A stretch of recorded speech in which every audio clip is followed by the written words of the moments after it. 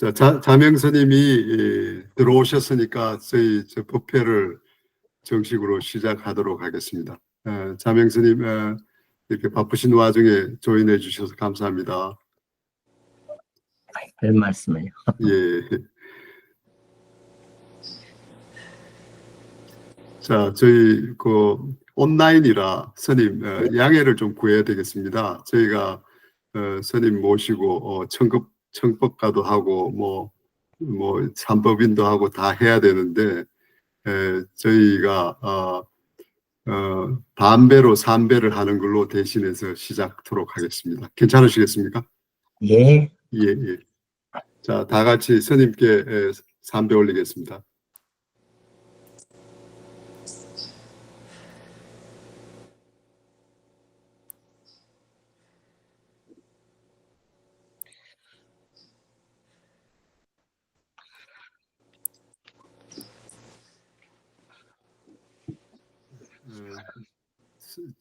제가 온라인상으로 저희 수선의 선방에다가 스님 양력을 소개해드리고 말씀을 올렸습니다. 그래서 양력도 생략하고 저희 스님 오늘 귀한 법문 해주시기로 하셨는데 무문관에 대한 머릿말 기사도 공유를 했습니다.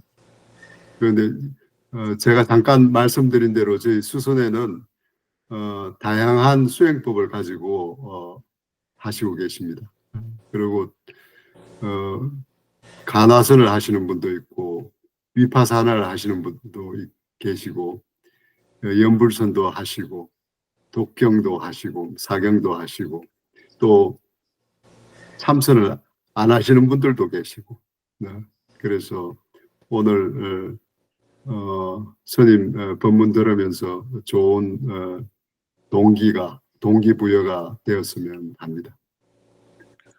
스님, 저희가 잠깐 다들 소개를 해야 되나요? 안 그러면 법문을 시작하는 게 맞겠죠? 예, 소개하셔도 됩니다. 예.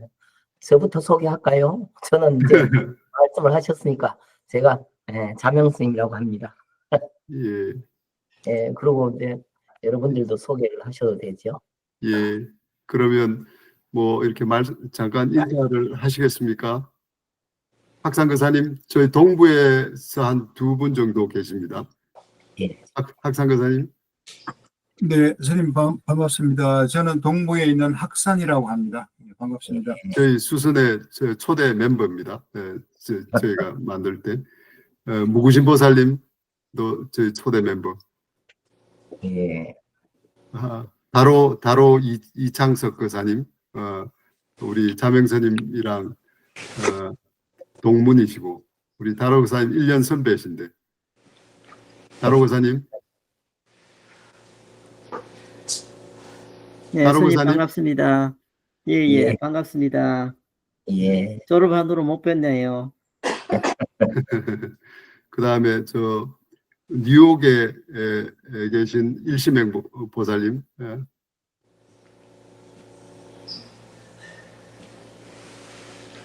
예. 그리고 이제 지금 편찮으신데 병원에 계신데 참여하십니다. 일심행 보살님. 잠깐만 킬게요. 제가 뭐를 껴가지고요. 기침을 많이 하고 있어요. 예, 저는 뉴욕 브루클린에 사는 일심행이라고 합니다. 예, 처음 뵙겠습니다. 예.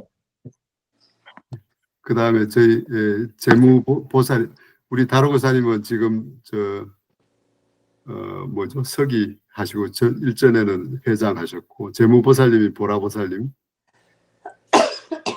예, 안녕하세요. 예, 청년 대표이신 오성진 거사님. 네, 안녕하세요. 오성진입니다. 스님 반갑습니다. 예. 그 다음에 여기 지한 거사님, 아까 조금 전에 말씀하신 스님하고 닮았다는 지한 거사님. 그 다음에 정호보살님 들어오셨죠? 예. 정호보살님하고 구면이시죠? 자명 스님. 안녕하세요, 자명스님. 예. 오랜만입니다.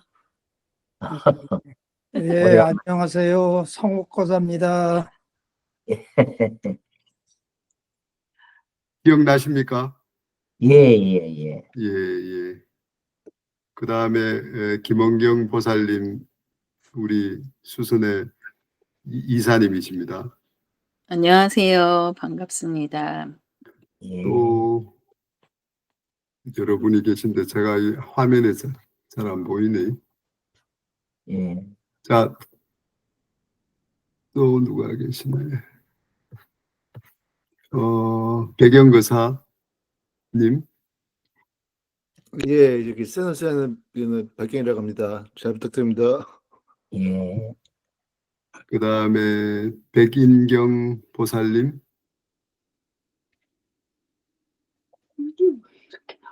백인경 보살님, 제니 보살님, 안녕하세요. 스님 처음 뵙겠습니다. 제니김입니다. 덕명거사님, 우리 제니 보살님은 이 지역에 그 현대불교의 기자를 하시고 여러 가지 리포팅을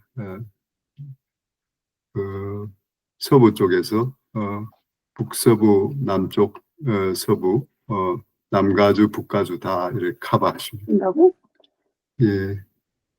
예, 그러면 자, 스님 네. 법문을 제가 소개를 다 했는지 모르겠지만 일단 법문을 듣도록 하겠습니다. 이상한 게 나와. 원래. 법문을 하는 동안에는 자기 마이크는 꺼주세요. 예, 뮤트 하겠습니다. 다들.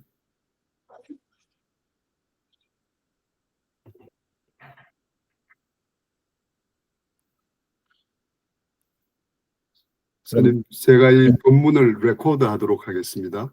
예, 예. 그럼 제가 말씀을 드릴까요? 예, 예. 제가 하는 법회에서는 질문이 이 중심이 되면 좋습니다. 이제 대부분 이제 법문을 듣는 것으로 생각을 하시기 쉬운데,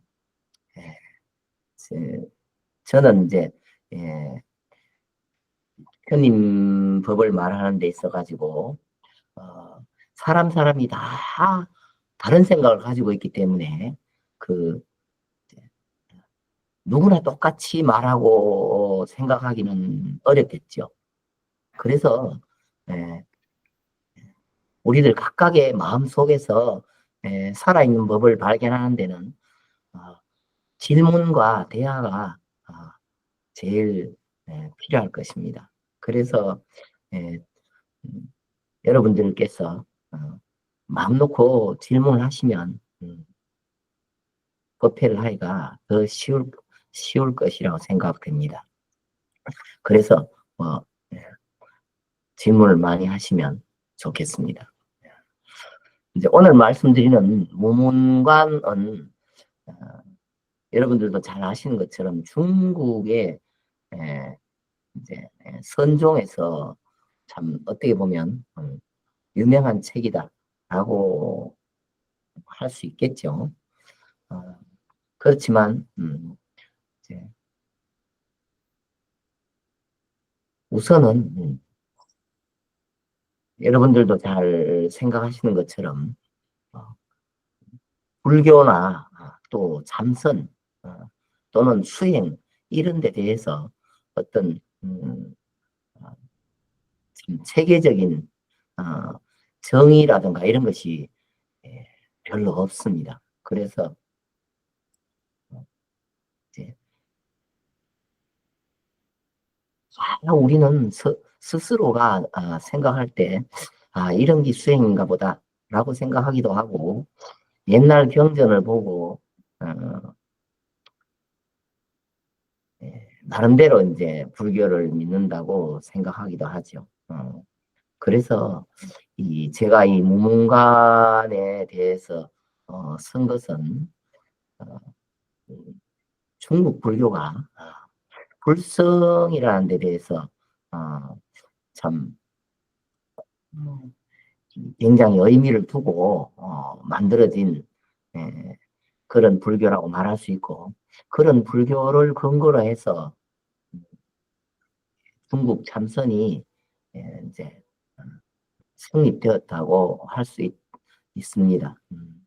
그래서 제가 이 머릿말에 쓴 것은 중국 그 선종에도 이런 역사적 흐름이 있습니다라는 것을 적어놨습니다. 그래, 여러분들이 참 수행하고 공부하는 것이 참 정말 중요하기도 하지만 대부분 이제 불교라고 하거나 또 이제 참선이라고 하는 데 대해서 분명치 않은 것이 있기 때문에 우리가 서로가 이렇게 소통을 하고 이야기를 해보면 다 이제 거기에 대해서 서로가 인정할 수 있는 또 이해할 수 있는 그런 공부를 할 수 있을 것입니다. 그래서 저는 이제 이 부처님 법은 부처님께서 말씀을 하심으로써 시작이 되었고 마찬가지로 부처님 법은 그렇게 말로 하기 쉽다라고 말씀을 드리고 있습니다. 그렇지만 역사적으로는 말로 할 수 없다든가 말로 해서는 안 된다는 그런 얘기가 많기 때문에 여러분들이 그런 데 대해서는 조금 신경을 쓰실 필요가 있다고 하겠습니다. 그래서 이제 오늘 말씀드리고자 하는 것은 이 머릿말에 처음 써놓은 것처럼 불교에서 제일 큰 문제라고 할 수 있는 것은 법신설이다, 이렇게 제시를 했습니다. 그래서 그 법신설이 열애장으로 이제 이름을 바꾸었고, 그 다음에 열애장이 불성으로 바뀌었다, 이렇게 제가 말씀을 드렸습니다.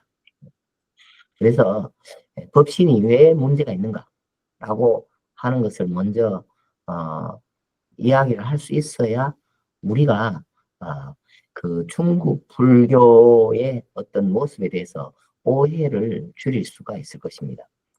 중국의 달마 스님부터 많은 분들이 정말 그 참선이라는 그런 수행으로 공부를 열심히 했지만 시작에서 그 불성이라는 것을 근거로 했기 때문에 그 방향은 좀 오해되는 면이 있다고 해야 될 것입니다.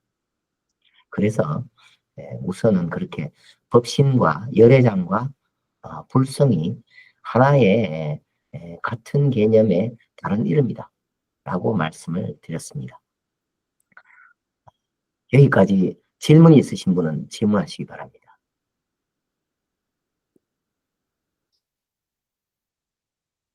김 교사님 하십시오. 김태민 교사는 참고로 여기 실리콘밸리의 엔지니어. 예. 예, 저 엔지니어 김태민이라고 하는데요. 예. 지금 얘기 풀어가는 중인 것 같은데 법신, 열애, 불성, 분별조차도 잘 못하는 상황이라서 그 걔가 왜 가야 되고, 오히려 지금 예를 들어서 그 깨달음을 논하자고 하면 깨달음을 바로 가는 방법은 없는지, 법신, 열애, 불성 이런 것 다 좀 파악을 해야지 또 갈 수 있는지, 그런 좀 막연한 질문을 해봤습니다. 아니, 질문 잘하셨습니다. 그 깨달음이라는 말은 이제 생각이 깨어진다라고 할 수 있는 건데, 생각이 이제 자신이 어떤 생각을 하느냐를 알아야 그것이 깨어질 수 있는지 깨어질 수 없는지 이렇게 구분이 될 수 있을 것입니다. 만약이라도 자기 생각이 분명하다면 깨어지기도 쉽습니다. 그런데 분명하지 않으면 깨어지기도 어렵습니다. 왜냐하면 깨어지는지 깨어지지 않는지 잘 모릅니다. 그래서 이제 우리 거사님들께서 이 상식적으로 들은 말은 불교 교학에서 법신상주설이 있고, 그죠? 그 다음에 열애장 사상이 있고, 또 일체중생 계유불성 이런 말이 있는데, 그것이 정말 무엇을 의미하는지 불분명할 때는 그것이 깨어지는데도 역시 불확실하다고 할 수 있다는 뜻입니다. 깨달음이라는 것은 생각이 깨어진다 하는데, 생각이 분명해야 깨어지는 것도 분명하다는 뜻입니다. 그 공부를 좀 많이 해야 되네요. 아닙니다. 공부를 많이 할 건 없는데, 네. 지금 알고 계시는 아까 말씀드린 법신상주설이라든가 이런 데 대해서 그 옛날 사람의 소위 가설이 어떤 문제점이 있는지 알아야 이제 불확실한 것이 제거되고 자기의 생각이 분명하게 더 드러날 수 있습니다. 그래야 거기서 이제 깨달음도 분명해질 것입니다. 뭐 의전이 잘 이제 모르는 사람이라서 그런지 모르겠는데 이제 좀 이렇게 좀 뭐라고 뼈대라고 생각하고 있던 게 이제 뭐 영지설이라든지 그다음에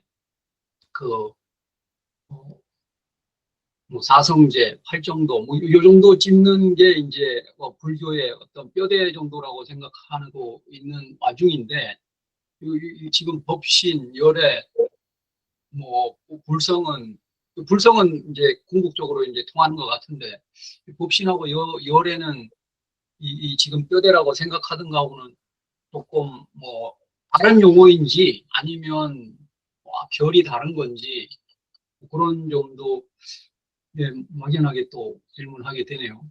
네, 그렇죠. 그게 불성이란 말이 원래 이제 불자가 열애하고 같은 뜻이겠죠. 네. 그래서 불성은 열애성에서 온 개념입니다. 근데 열애성은 열애장에서 왔습니다.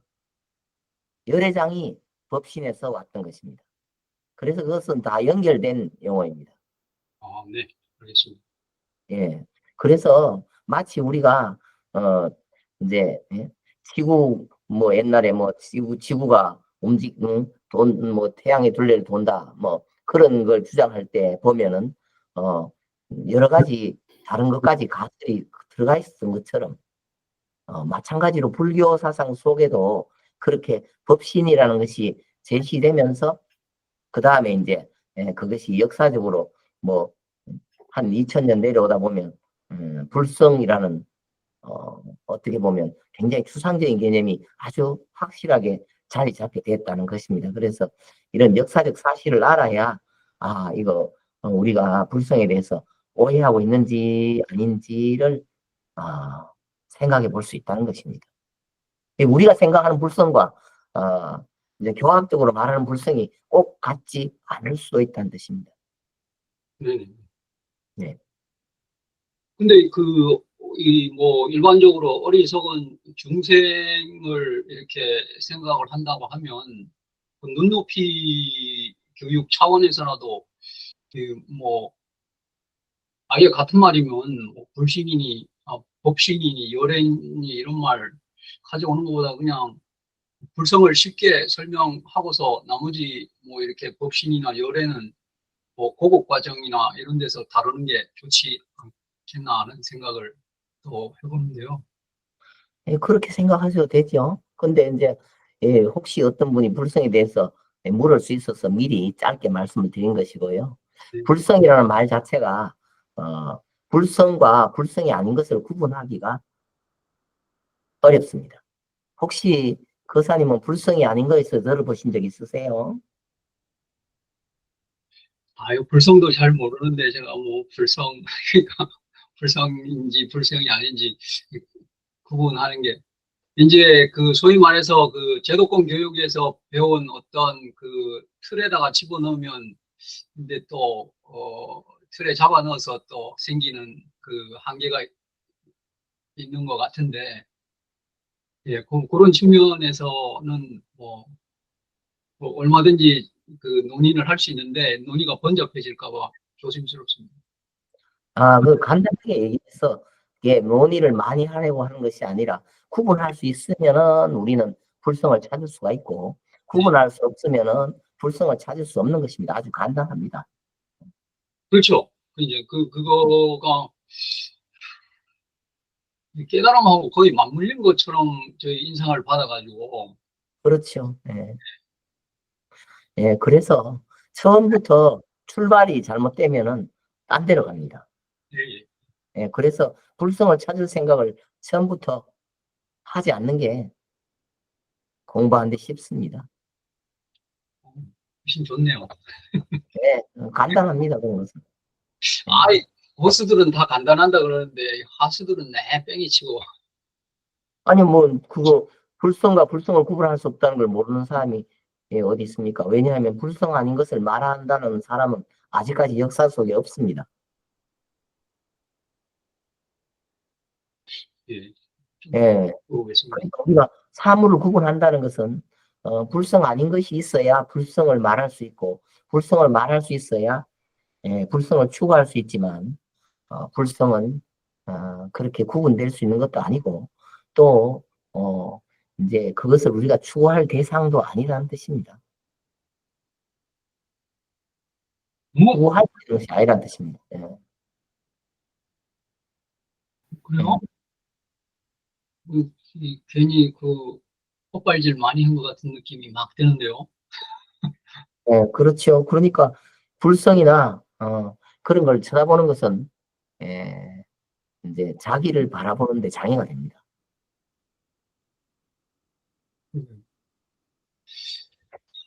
대학원 졸업할 때 대학원 공부한 게 헛것 같은 느낌이 요새 드는 시절인데 인공지능이 나와가지고 비슷한 느낌이라고 말씀을 주시네요. 예, 이제 부처님 공부를 하고 또 참선을 한다는 것은 자기를 바라보고 자기를 연구하는 것인데 우리는 자기를 연구하지 않고 자기의 생각이 만드는 생각의 대상, 생각의 자치를 오해할 수 있어요. 그래서 이제 첫걸음에 불성을 말씀을 드린 것입니다. 예, 예.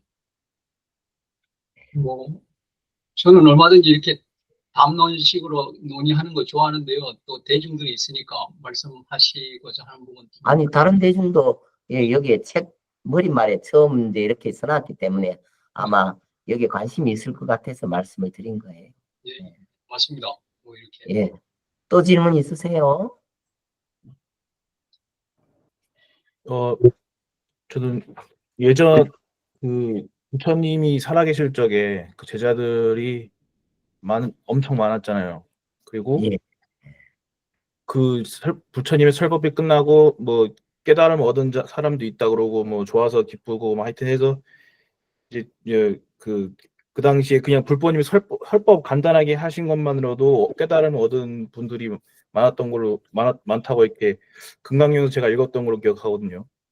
그 당시에는 이런 지금처럼 막 공부하는 지식이 많은 것도 아니고 다들 그냥 이런 일반인들 아니면은 뭐 되게 그런 교육이 그런 자체가 없었는데 학식이 또 이렇게 막 깊은 사람들도 아니었던 것 같고 근데 이렇게 간단하게 그런 깨달음을 얻었던 거에 비해서 지금 시대에 제가 생각해보면 너무나 많은 막 박사 학위도 있고 논문도 쓰시고 막 너무나 많은 용어들과 복잡한 그런 뭐 이론과 설들을 겹겹이 쌓여서 오히려 더 많은 그 어려움과 이런 거를 하는 것이 아닌가 좀 그런 생각 들었고요. 그래서 어떻게 그 당시에 그런 잘 모르는 사람들을 어떻게 그 깨달음으로 인도하셨을까라는 거에 대해서 되게 많이 궁금했습니다. 예, 그것은 이제 깨달음이 어떤 특정한 것이라고 오해하셔서 그렇습니다. 깨달음이란 말 자체가 느낌을 말합니다.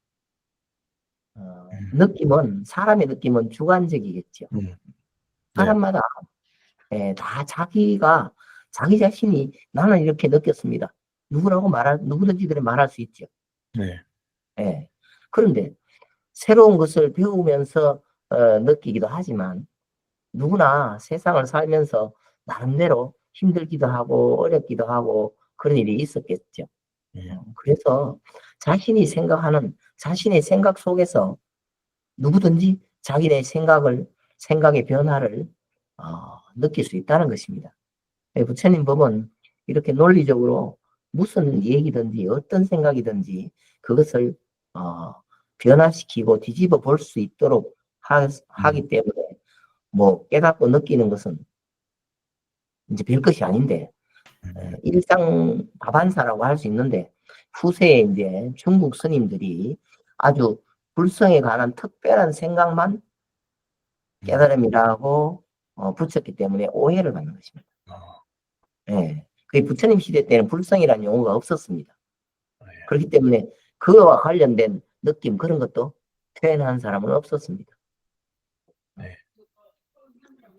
스님, 저도 질문 하나 있습니다. 예. 저희 이제 나이가 들면서 많이 아프기도 하고 중병에 걸리기도 하고 오늘도 이제 도반님들 뵈면 이제 큰 병을 앓으시는 이렇게 병이 들었을 때 또 수행을 저는 이제 통념 수행을 가는데 어떻게 중병을 가지고 그러니까 마음이라든가 뭐 여러 가지 이제 큰 병을 가지신 수행자는 어떻게 수행을 해 나가야 하는지에 대해서 한 말씀 주십시오. 일어난 현상은 원인이 있겠죠. 그래서 이제 병원에 가면 의사 선생님이 진찰을 해가지고 병의 원인을 찾는 경우가 많습니다. 그래서 이제 다음부터는 그 병이 생기지 않도록 이제 생활 습관이 바뀌었으면 좋겠다. 그런 가르침하고 그 다음에 당장의 증상을 완화시키는 그런 약도 먹고 그죠. 그래갖고 앞으로는 이 병에 또 걸리지 않도록 하는 그런 방법도 있을 것입니다. 그런데 우리는 지금 자신의 병이 생길 때 병의 원인에 대해서 생각을 하거나 연구할 만큼 여유가 없기 때문에 그냥 일단 증상 완화부터 하고 있겠죠. 그렇지만 이 부처님 공부는 어떤 병이라도 원인을 찾으면 다 고칠 수 있다고 봅니다. 왜냐하면 자신의 삶은 자신의 병을 만드는 것이 자신이 원인이 되었다고 생각하기 때문입니다. 근데 그 원인이 정말 뭐 일체의 모든 세계를 다 알고자 한다면 그 생각을 살펴보라 라고 말하는 것처럼 자신의 생각 속에서 원인을 찾고 그 생각을 바꿈으로써 자신과 주위 세계를 다 바꿀 수 있다고 말하고 있습니다. 이 병도 마찬가지입니다. 그런데 원인을 못 찾는다면 그건 대책이 없겠죠. 그럴 때는 이제 임시로 뭐 증상을 완화시키는 그런 방법을 연구할 수밖에 없을 것입니다. 우리는 뭐 급한 대로 부처님만 부르기도 하죠. 스님, 그 원인을 찾는 예를 들어서 제가 간암 말기 환자다. 3개월 선고를 받았다 지금. 그럴 때 어떤 식으로 원인을 찾아야 되는지요? 원인을 찾는 데 있어서 이제 우리가 환자가 오면 원인을 찾는데 의사 선생님이 진찰하는 거하고 환자 자신이 진찰하는 것은 같지 않을 것입니다. 그래서 이제 수행을 통해서 자신의 모습을 돌이켜 볼 수 있게 됩니다.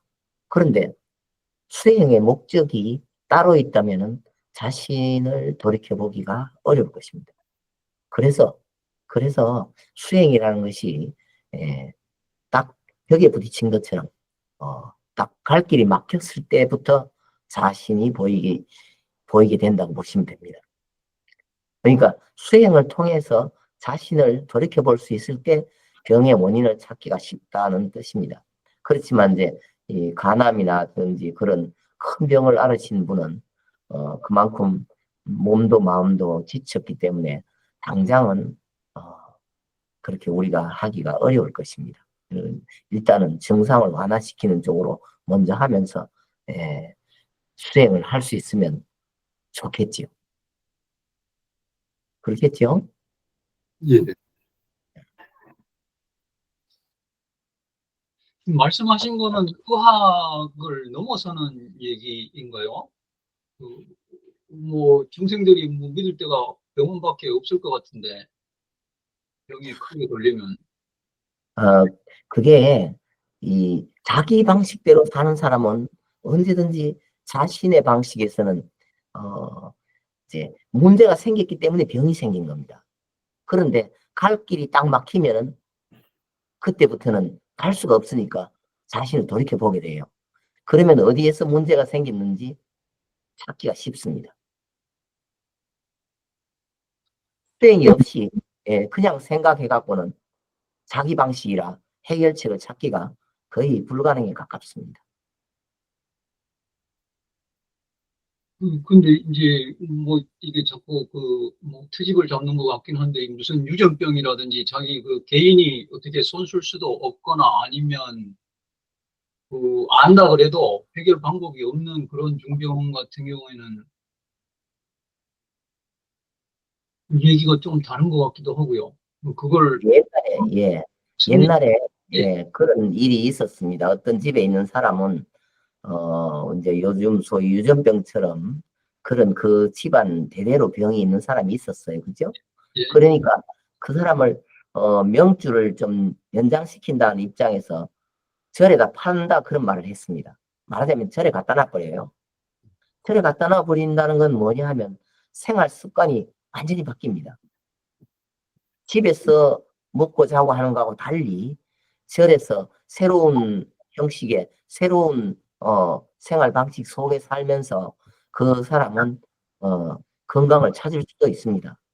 그러니까 우리의 모든 병은 자기의 생활 방식 속에서 나온다고 해도 과언이 아닌데 우리는 그것이 불분명하니까 유전병일 것이다.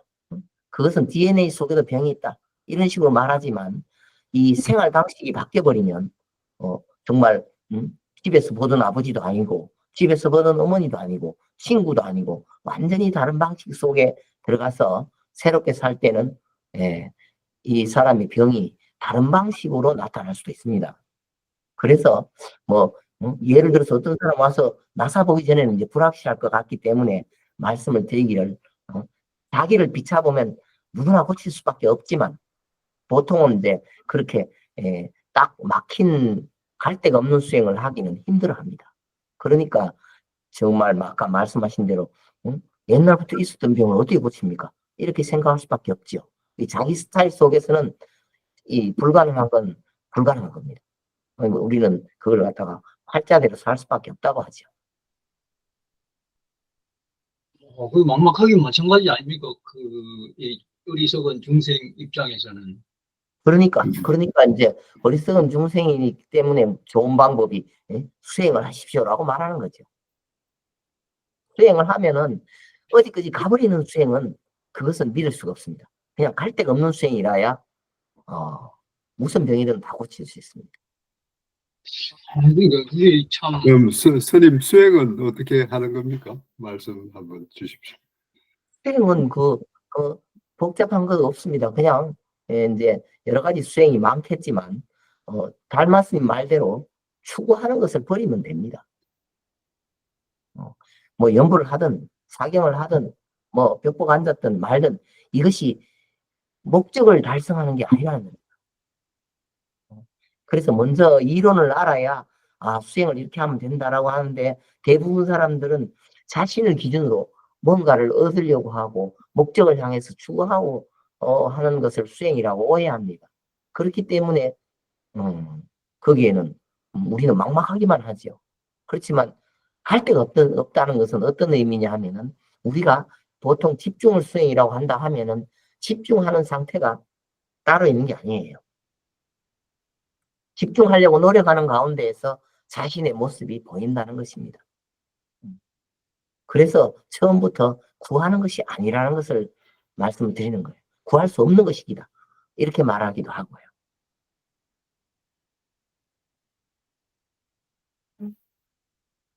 예를 들어서 말을 하자면 우리는 나를 기준으로 세상을 살아갑니다. 나를 기준으로 세상을 살아가는 사람은 가운데 끝, 가까운 것은 크게 보이고 못된 건 작게 보여요. 그거는 뭐냐 하면 우리가 나에게서부터 멀어질수록 점점 알 수 없어지고 불확실해지고 희미해진다는 뜻입니다. 그게 벽이라는 거죠. 그런데 자기한테 있어서는 자기는 분명하다고 생각하는 것입니다. 그래서 자기의 기준을 벗어나서 자신을 볼 수 있는 방법이 바로 그렇게 수행이라고 해도 될 것입니다. 근데 우리가 언제 자신을 느끼느냐? 그것은 감각기관을 근거로 할 때 거기에서 자신을 느껴요. 내가 본다, 내가 듣는다, 내가 안다. 그렇기 때문에 감각기관이 차단되는 것, 그게 수행에 있어서 제일 효과가 빠른 그런 수행이 될 것입니다. 그러니까 첫째, 보는 것, 그 다음에 듣는 것, 그 다음에 생각하는 것, 이거 차단하는 게 수행의 속성이다. 이렇게 생각하시면 돼요. 간단합니다.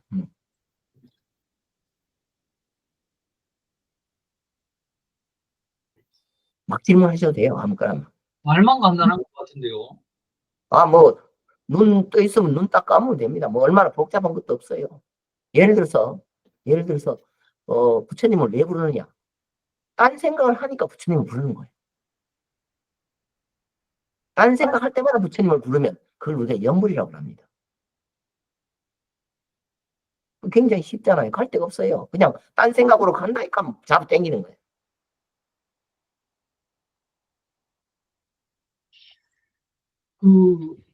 이건 좀 결이 다른 얘기인지 모르겠는데, 아까 말씀하신 것 중에 이제 자기를 중심으로 이제 생각하거나 본다라고 하는 부분을 이제 소위 말해서 이제 넘어서기 위해서 이제 객관이라고 하는 거를 이제 도입하는데, 과학도 이제 뭐 궁극적으로 이제 절대적인 객관성 뭐 이런 걸 추구하는 측면인데, 스님의 솔루션은 과학하고는 완전히 다르거든요. 아니죠. 과학적 사고인데 그 대상을, 그리 출발점을 이 감각기관에서 출발하지 말라는 것입니다. 그러니까 지금- 개인적인 감각기관을 벗어나려고 하는 건 과학도 마찬가지인데. 아니요. 그 감각기관을 벗어나라는 것이 아니라 네. 지금 현재의 과학은 대부분 감각기관에서 시작된 것이라 해서 이제 객관화 시켜가지고 이렇게 하는데 네. 우리가 지금 얘기하는 것은 그것이 아니라 감각기관에서 이제 자신의 존재부터 시작해서 수행을 시작한다고 하기 때문에 감각기관에서 이제 일어나는 여러 가지 일에 대해서 이것은 감각기관에서 일어나는 일이라는 것을 이해하라는 것입니다. 따라가지 말라는 것입니다. 옛날 말로 하자면 끌려가지 말라는 거예요. 보는 데 끌려가고 듣는 데 끌려가고 이런 데 끌려가기 때문에 자신을 살피지 못하게 된다, 그런 뜻입니다. 또 말만 쉬운 것 같은데. 아니 뭐 어려운 거 있으면 질문해 보세요. 뭐 말만이 아니라 지금까지 그런 식으로 살아보지 않았을 뿐이어서 그래서 그렇습니다. 예를 들어서 말할 때 우리는 1 더하기 1은 2다. 이 말하면 누구나 들어도 그럴듯한 것처럼 마찬가지로 내가 나만의 입장에서 대상을 본다는 것은 나의 입장이다 이 말이에요. 그렇죠? 예. 그렇기 때문에 내가 보는 어떠한 것도 그것은 나의 시각에서 비롯되었다. 그거 설명해 보면 모르는 사람이 있습니까? 그러니까 그것은 일단 접어두고 얘기하는 거예요. 내 눈에 보이는 것은 나만의 세계다. 그렇기 때문에 남들이 보는 것과 다를 수밖에 없다. 그것을 먼저 이해하시라는 겁니다. 그러니까 그거를 이제 소위 말해서 과학이라는 데서도 인정을 하고서 이제 뭐 여기서 이제 무슨 좀 뭐 양자역학이나 이런 걸 이렇게 거론할 입장은 아닙니다만은 거기서도 이제 관찰자가 대상에 영향을 준다라고 하는 이제 그 내용을 이제 이미 현대 과학에서도 인지하고 뭐 인정을 하고 뭐 무슨 노벨상도 나오고 그러는 와중이니까 그건 이제 그 결을 같이 하는 부분이 있는 것 같은데 예, 과학으로 가면 그걸 이제 해결하기 위해서 뭐 번잡한 그 과학 장치를 가져오고 그래야 되는데, 그 스님은 그 인지하는 것만으로 이제 그 과학은 그 끝이 안 나고, 그래도 뭘 하려고 하는데, 그 그 인정하는, 이유가, 예. 예. 그 이유가 뭐냐 하면, 예. 과학은 관찰자를 자꾸 고정시키려고 그래요. 그렇죠. 그러니까 궁극적으로의 그 어떤 소망이랄까 믿음은 그 절대적인 객관성을 확보하려고 하는 거죠. 그렇죠. 당장 지금은 예. 뭐 이렇게 뭐 양자역학적으로 한계가 있다는 건 뭐 현재 그냥 그 정도니까 뭐 그렇게 인정을 하고 넘어가지만, 그런 점을 이제 과학에서도 뭐 이렇게 봉착한 문제라서 이렇게 뭔가 그렇게 인정하고, 아, 과학은 이 정도밖에 안 되는구나, 뭐 이렇게 인정하는 수준이긴 한데요. 이제 솔루션이 있다고 하니까 또 귀가 솔깃해가지고. 솔루션이 있죠. 그러니까 그걸 갖고 단순하게 이제 내가 자신이 관찰자라고 생각하지 않고 그 대상을 갖고 연구하면 이거는 끝이 없단 말이에요. 네. 그래서 이 세상은 다 변하는 거거든요. 예를 들어서 고속도로에서 차가 여럿이 가면 누가 더 빠른지 그거는 어떻게 알 수 있습니까? 상대편의 차를 봐야 알 수 있잖아요. 네. 그렇죠? 예. 그런 것처럼 나의 관찰자의 입장이 어떻게 형성되는지 알려면은 그 대상을 내가 고정시키면 나를 근거로 대상을 알 수 있는 것처럼 대상을 고정시키면 나를 알 수 있다는 것입니다. 아주 간단하잖아요. 그래서 그 대상을 어떻게 고정시킵니까? 그게 바로 원산철벽이란 말이에요. 딱 막으면은 예. 관찰자가 보여요.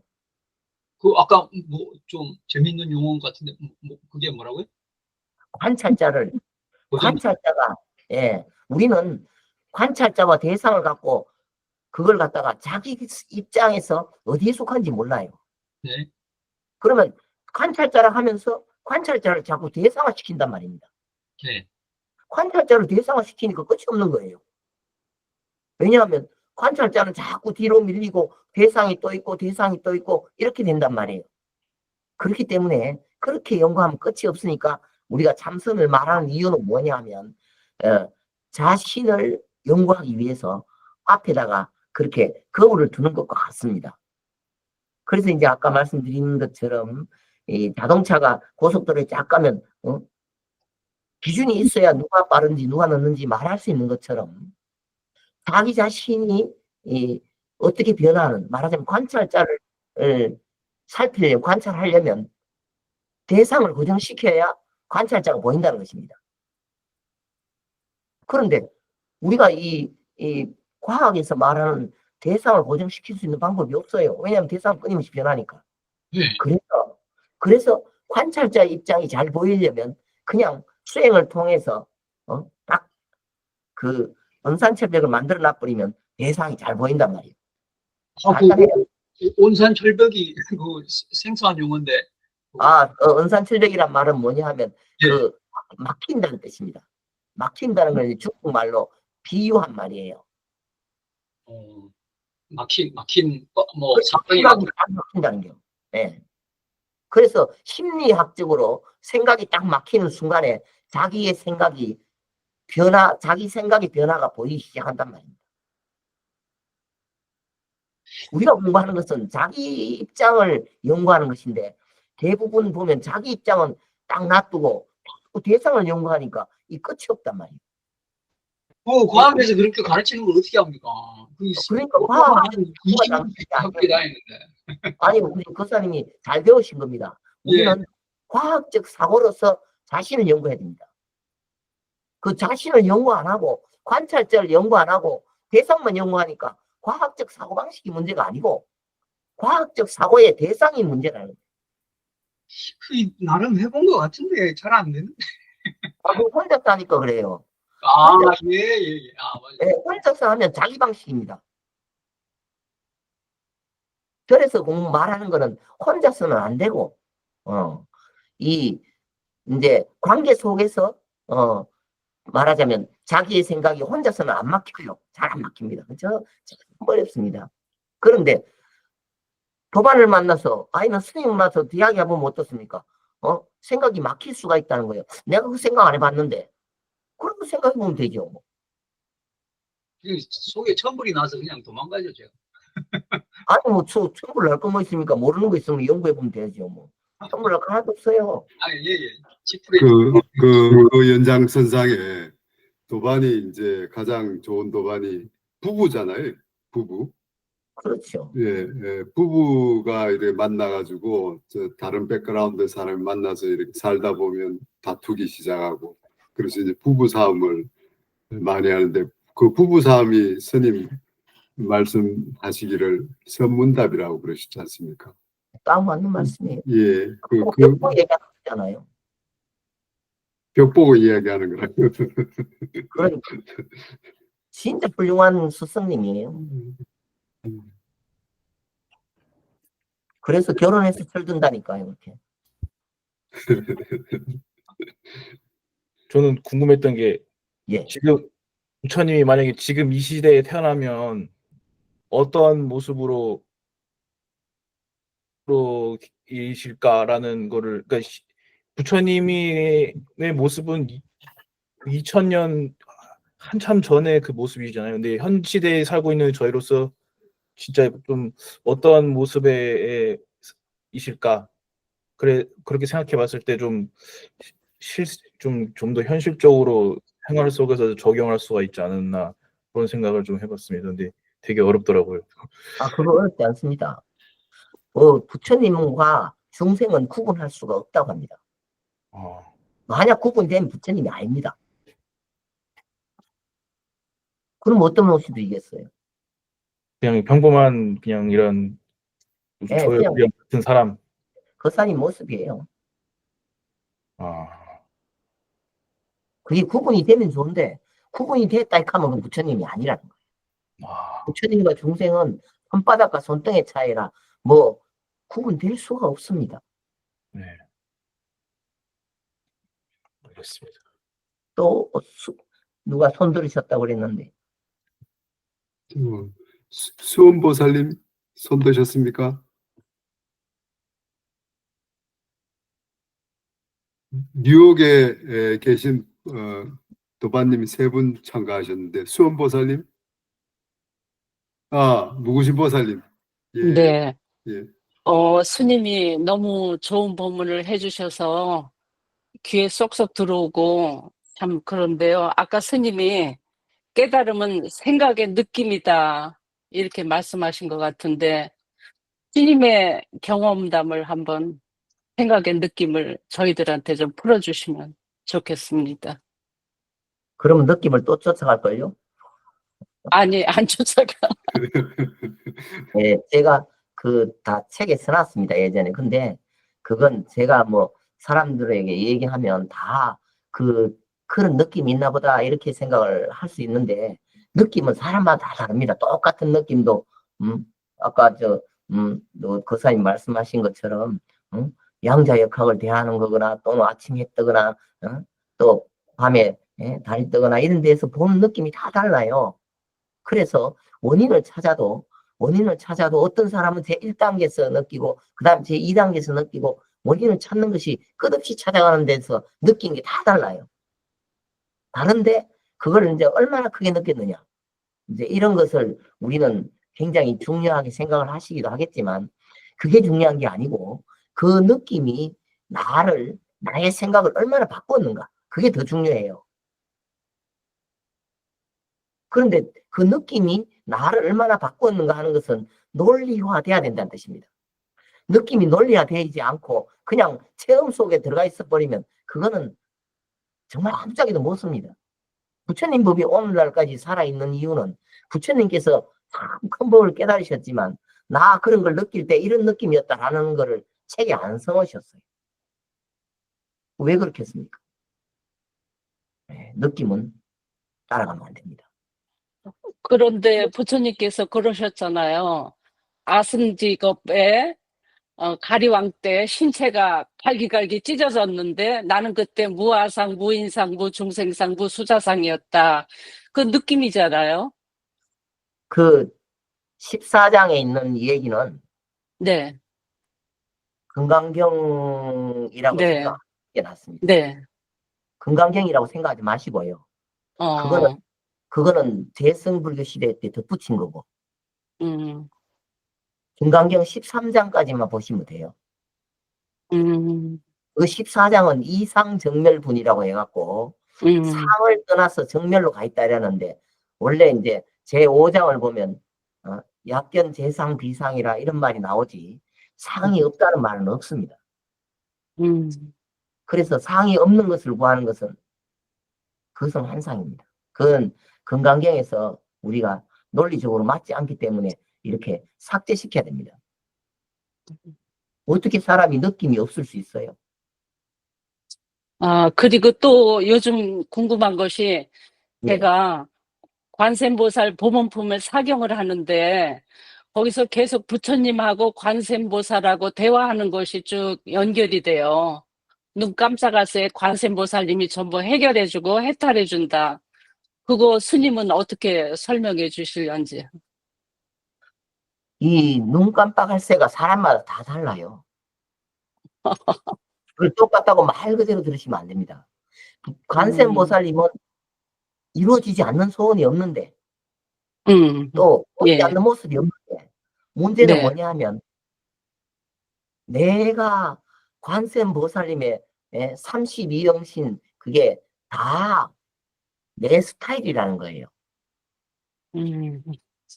내가 바뀌어야 된다는 뜻입니다. 네, 내가 바뀌면 그냥 해결되고 내가 안 바뀌면 해결 안 된다는 것입니다. 그렇죠. 예.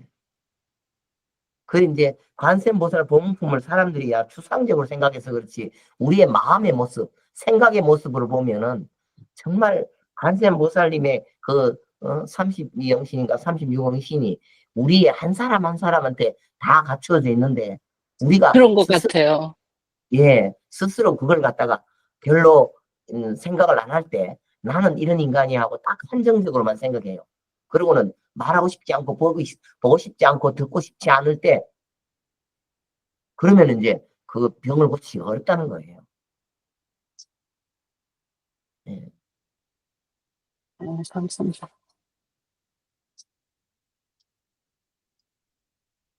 또 질문 있으세요? 예. 수원 보살님 질문하십시오. 뮤트 네네. 돼 있습니다. 스님, 좋은 말씀 감사합니다. 저는 뉴저지에 살고 있고요. 그 스님이 생각하기에 신심이라는 게 뭐라고 생각하세요? 신심. 저는 그 부처님 앞에서 뭐 3000배, 1000배 하고 부처님 굉장히 받드는 그런 그 불자님들 보는데 저는 그 정도의 신심이 안 나거든요. 그래서 그 분들이 가진 신심이 뭔가 이런 게 가끔 궁금할 때가 있어요. 신심이라는 게요. 글자 그대로 믿는 마음입니다. 그런데 논리적 배경이 있는 신심이 있고 논리적 배경이 없는 신심이 있어요. 논리적 배경이 없으면 우리는 맹신이라고 그러잖아요. 그래서 부처님 법은 우리가 참선하는 것처럼 끝없이 의심하는 거라고 해도 과언이 아닙니다. 왜 의심하느냐? 다른 종교에서는 믿으라는데 그렇게 말하는데 사실은 의심하고 의심해서 끝없이 의심해갖고 더 이상 의심할 게 없으면 어떻게 되겠어요? 그러면 믿음이 생기는 건가요? 그렇겠죠. 근데 종교라는 게 일단 믿고 시작하는 게 아닌 건가요? 믿음이 그건 이제 있어야, 네. 그거는 종교는 심리 믿음에서 때문에 시작되는 게 아닌가요? 그건 사람의 심리를 몰라서 그래요. 사람을 믿으라고 하려면 그것은 어리석어진 지름길입니다. 그냥 의심하라 해야 됩니다. 끝없이 의심해갖고 도저히 의심할 수 없으면 제발 믿지 말라고 그래도 자꾸 믿는 마음이 나요. 그렇죠. 예. 우리가 왜 과학을 합니까? 여러분들이 다 의심이 되니까. 예, 과학이라는 것은 끝없이 의심해갖고 확실한 증거를 잡으면 그건 도저히 의심할 수가 없는 거예요. 네, 스님은 네. 지금 의심이 없는 단계신 거예요. 그죠? 저야 뭐든지 다 설명할 수 있으니까 의심이 없는 것이 아니고 네. 의심하면서 다시 증거를 찾는 거죠. 네. 우리는 다 변화합니다. 우리 박수원 보살님 마음도 저변 섞개일 거예요. 아침, 점심, 저녁 달라지거든요. 네네. 그런데 그걸 의심하지 않고 옆에서 우리 박수원 보살님은 끝이 믿을 수 있다. 그럼 어떻습니까? 속으로. 난 믿을 수 있는 인간이 아니야. 그럴걸요? 네네. 맞아요. 그럼요. 나 믿지 마. 큰일 나. 그럴 텐데 뭘 믿는다는 거예요? 자기도 못 믿으면서 누구를 믿어요?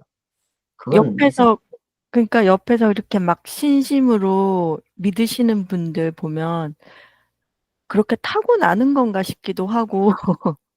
물어봐야 됩니다. 왜 네. 믿는?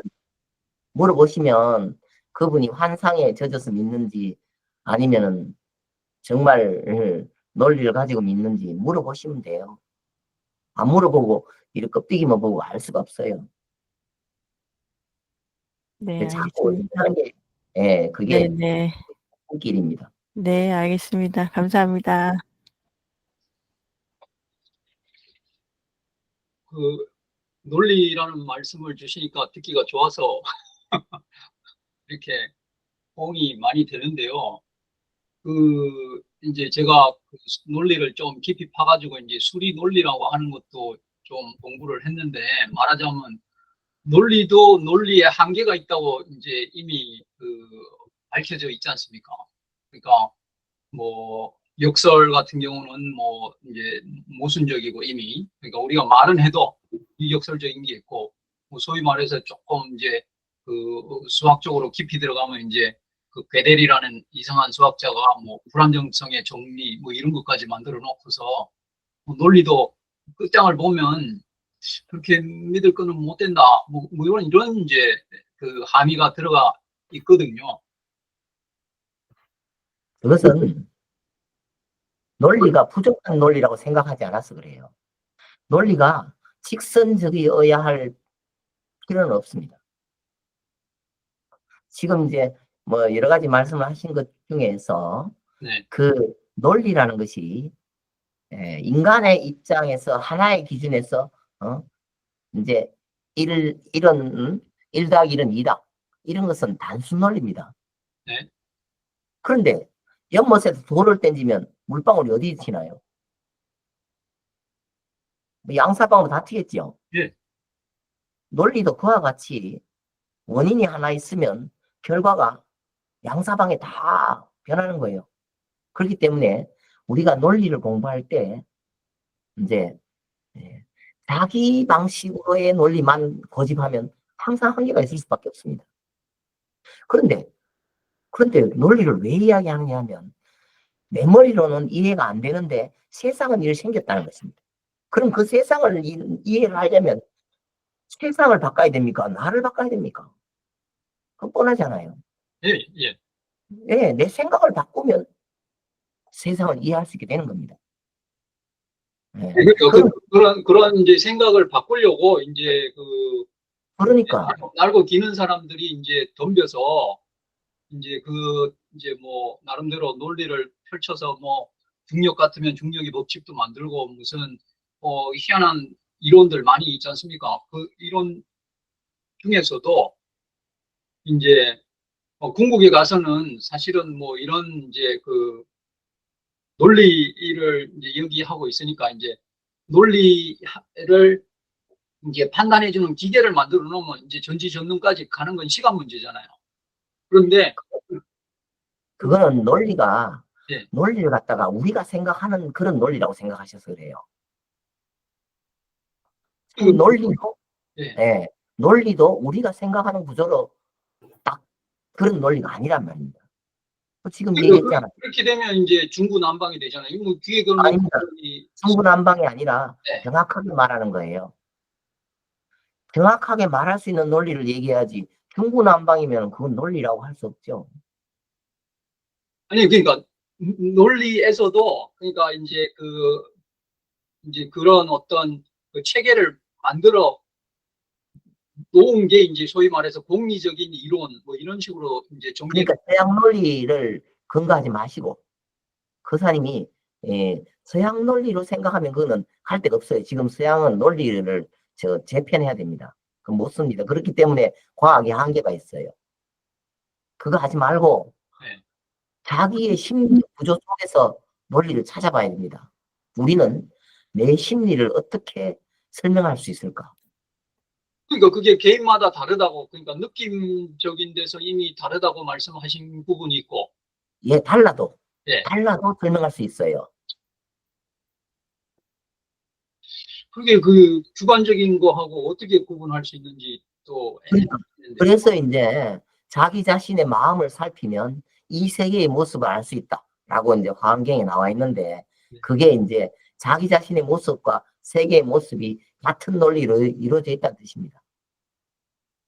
예, 느끼는 좋고 뭐 깨달음에 아니면 뭐 하여간 생각하기 좋은 측면이 있는데, 그 주관적이다라고 하는 말하고 배치되는 측면도 없지 않아 있어가지고. 그러니까 그렇지 않습니다. 그거 있잖아요. 네. 복잡하게 생각하지 마시고 네. 집합으로 생각하면 쉬워요.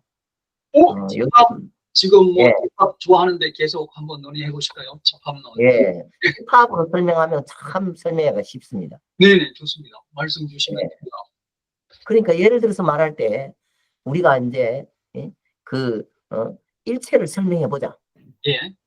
라고 말하면 집합으로는 전체 집합을 말하잖아요. 예. 예. 그럴 때 이제 내가 없다 라는 말을 집합으로 어떻게 설명하죠? 내가 없다. 예. 이게 그 역설로 가는 지름길 같은데, 그 역설이라고 생각하시는 것은 아까도 얘기했지만 하나의 논리를 찾아서 가는 건 역설이 될 수밖에 없어요. 그래서 이제 집합이라고 말씀드리는 것은 이제 예를 들어서 제가 거사님 보고 가만히 서 있지 마세요 라고 얘기한다고 합시다. 네. 그럼 어떻게 할까요? 앉아 있으면 안 돼요? 그러면 앉아 있기도 하고 서 있기도 하고 다양한 것이 가만히 있는 사람은 이 세상에 없습니다. 가만히 있지 마라. 예. 예, 우리 존재 자체가 가만히 있질 않아요.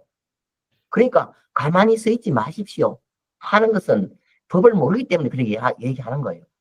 근데 그 지금 그 세상에, 그러니까 그 가만히 있지 않다는 거는 이제 약간 과학의 영역이지 않습니까? 그러니까 세상에 어떤 빛이고. 그게 우리 마음도 똑같이 생겼어요. 우리 마음도, 거사님 마음도 가만히 있지 않습니다. 예, 물론이죠. 그러니까 그러니까 이제 좀 가만히 있는 걸 찾는다고 이제 뭐 논리도 만들어내고 뭐 원자도 만들어내고 그런 식인데. 그건 다 가설입니다. 네네. 예, 우리는 그 서양 방식으로 가설을 잡아놓고 찾아보고 이해하는 게 아니고 네. 원리를 생각하는 거예요. 그래서 이제 집합을 집합으로 한번 다시 말씀. 그러니까 집합을 말씀드리는 이유는 뭐냐 하면 이제 내가 이제 가만히 있지 말자, 가만히 있어서는 안 된다, 또는 이런 것을 설명할 때 반대로 설명하는 여집합으로 설명한단 말이에요. 전체 집합인데 여집합이 전체 집합 속에서 여집합으로 설명한단 말이에요. 예전의 논리로 말하자면 이제 내가 가만히 있는 것 하나의 개체로 딱 설명을 하려고 하는데 그 개체로 설명을 안 하고 집합 속에서 이 개체가 아니다 라고 설명을 하는 거예요. 그게 그 제일 제가 그 어려워하는 부분이에요. 그러니까 서양학문은 여집합으로 설명 안 하고 그 집합 자체를 규정하려고 노력하는데, 그래버리면 본인의 위치가 어떻게 됩니까? 나는 어디 있습니까? 이 참선의 특징은 뭐냐 하면 항상 내가 내 입장이, 내 위치가 내가 어디 있냐가 참선의 문제예요. 그게 수행입니다. 참선 수행의 특징입니다. 여집합으로 말하는 이유도 뭐냐 하면 내가 그때 어디 있는가에 따라 설명을 하려니까 방법이 없기 때문에 나 말고 이렇게 설명하니까 여집합을 얘기하는 거예요. 그런데 그걸 가지고 지금 논리적으로 말할 때 나 빼고 이렇게 얘기하면 옛날 그 모든 논리가 그렇게 생겼습니다. 나 빼고.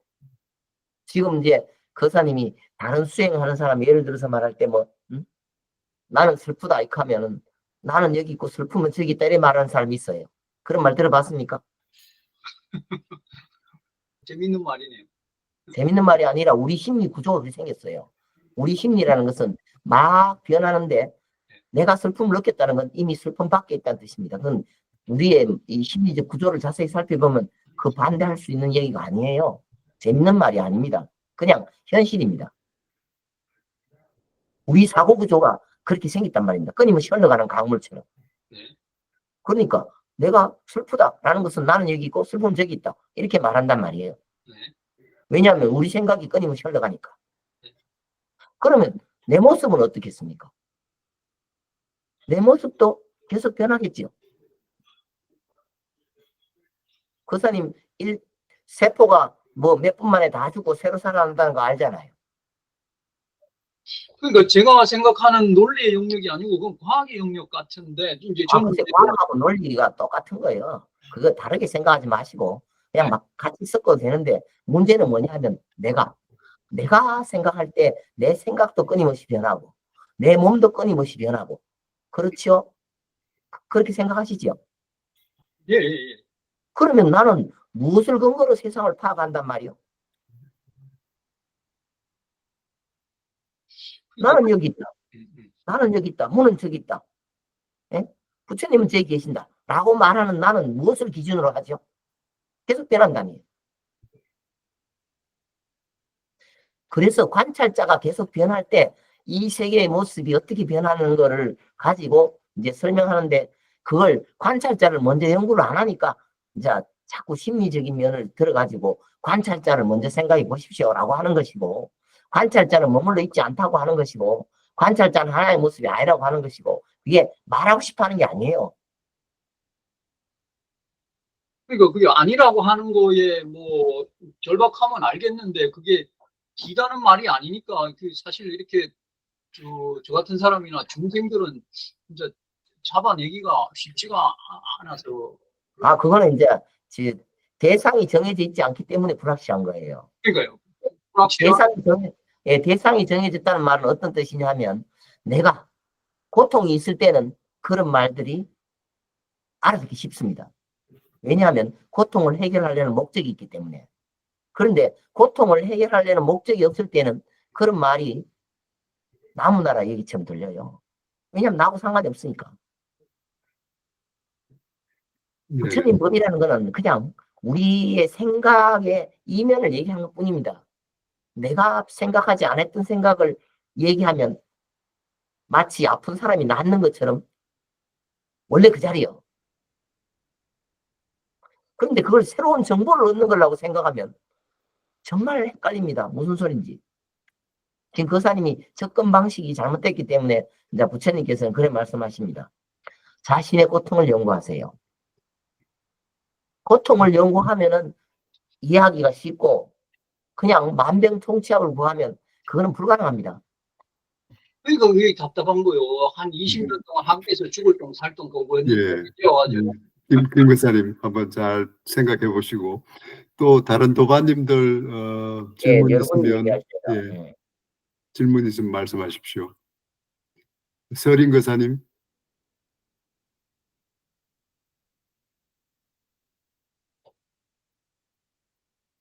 정호 보살님 혹시 질문 있으십니까? 제니 보살님, 배경 거사님, 오성진 거사님. 저기 정호 보살님 쪽에 질문이 있으신 것 같은데. 아닙니다. 이거 잘못 폈고요. 잘못 눌렀어요? 저는 질문 없어요. 저는 그걸 다 수긍합니다. 네. 저는 원래 소개해 주시려고 하셨던 무문관 수행에 대해서 좀 말씀을 해 주시면 좋겠다는 생각을 좀 했거든요. 그러면서. 그러면 무문관에 대해서 잠깐 말씀을 드리겠습니다. 무문관은 무문회계 스님이 말하자면 지은 책입니다. 무문회계 스님이 말하고 그 제자가 책을 정리를 했다고 합니다. 그것은 이제 문문회계 스님의 어떤 경험상으로 이제 지난 여러 선배들의 몇 가지 화두나 이런 문제점 이런 것들을 48가지를 들어가지고 부학들에게 이렇게 이야기해 보니까 의심도 잘 생기고 공부가 잘 되더라. 그래서 이제 책을 만들었다고 합니다. 그런데 이제 이거 책을 읽을 때 이제 주의해야 될 일이 뭐냐면, 이 책이 중국 조사선의 형식을 따르다 보니까 그 배경에 불성이라는 것을 미리 이렇게 가설을 했다는 것입니다. 가설했다는 것은 미리 이제 그런 불성을 딱 바탕에 깔고 만들어진 내용이라는 뜻입니다. 그래서 여러분들이 이 모문관을 읽을 때 이것이 불성을 배경에 깔고 만들어진 책이라는 것을 생각을 안 하신다면 오해를 할 소지가 굉장히 많습니다. 그래가지고 할 수 없이 지금 모문관 얘기하기에 앞서가지고 참선이라든가 불교라든가 또 깨달음이라든가 여러 가지 말씀을 드리게 됐습니다. 그래서 모문관 자체는 읽어보시면 누구나 다 자기 방식대로 연구도 하고 생각도 합니다만 이제 중국 조사선의 특징이 이렇게 불성에서 시작해 갖고 그 다음에 그 불성에서 시작한 그런 문화가 이제 격예라는 형식을 띠게 됩니다. 그 과정에 대한 이해가 없으면 모문관은 신비적이기도 하겠지만 재밌기도 하고 또 어떨 때는 문제도 많지만 거사님들이 무엇을 구하시느냐에 따라서 모문관이 다르게 보일 수도 있습니다. 그렇지만 이제 제가 말씀드리는 것은 모문관이 권장할 만한 책은 아니다 그런 입장입니다. 그렇다 하더라도 어쨌든 우리가 모문관을 분석해 갖고 옛날 스님들의 뜻을 이해하는 것은 별로 나쁘지는 않을 것입니다. 혹시 모문관에 대해서 질문하실 분은 질문하셔도 됩니다. 오늘은 개요에 대해서 다 말씀을 드려도 될 것입니다. 원래 계획은 모문관 개요에 대해서 말씀드리는 것이 원래 계획이었습니다. 혹시 질문 있으세요?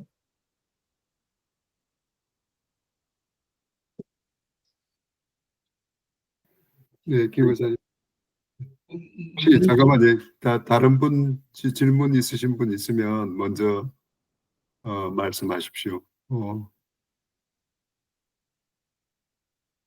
일심행 보살님, 백영거사님.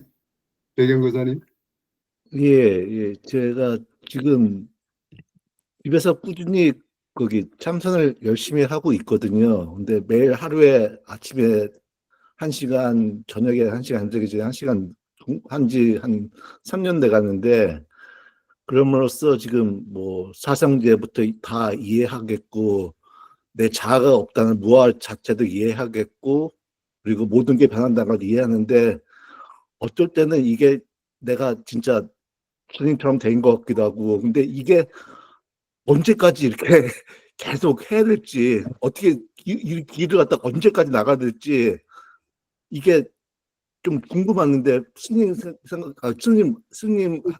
그 생각에서는 제가 지금부터 어떻게 나가야 될지 그 길 좀 가르쳐 주셨으면 감사하겠습니다. 예, 지금 잘못 이해하고 있었다고 보셔야 돼요. 예. 그러니까 내가 없다는 말은 그 맞는 말이 아닙니다. 아니, 그 무아를 얘기한 거죠. 무아 자체를 갖다가 얘기한 거죠, 지금. 무아라는 말은 이제 교학적으로도 맞는 말이 아닙니다. 무아라는 말을 쓰지 않고 요즘은 비아라는 말을 쓰는 사람도 있습니다. 왜 그러냐 하면은 중론에 보면 팔불중도라고 있어요. 팔불중도라는 것은 있다, 없다, 좋다, 나쁘다. 이거는 아니라는 것입니다. 마찬가지로 아도 없다, 있다, 둘 다 맞는 말이 아닙니다. 그렇기 때문에 이 불교에서 무아를 말한다고 생각을 하신다면 그것은 고치는 게 낫습니다. 우리는 계속 노력해서 어떤 목적을 향해서 가는 것이 아닙니다.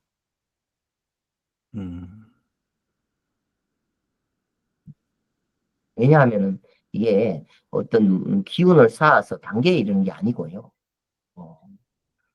그냥 자신의 마음 속에 있는 병을 고치는 것이 이 부처님의 가르침이고 또 참선이고 상담인데, 이제 이 책을 읽다 보면 오해를 해가지고 막 이제 목적을 향해서 달려가기가 쉽습니다. 그래갖고 오히려 그 목적을 가지는 순간에 자기 자신을 살피지 못하게 됩니다. 말하자면 오히려 다른 병이 생겼다는 뜻입니다. 그래서 먼저 해야 될 일은 뭐냐면, 내가 왜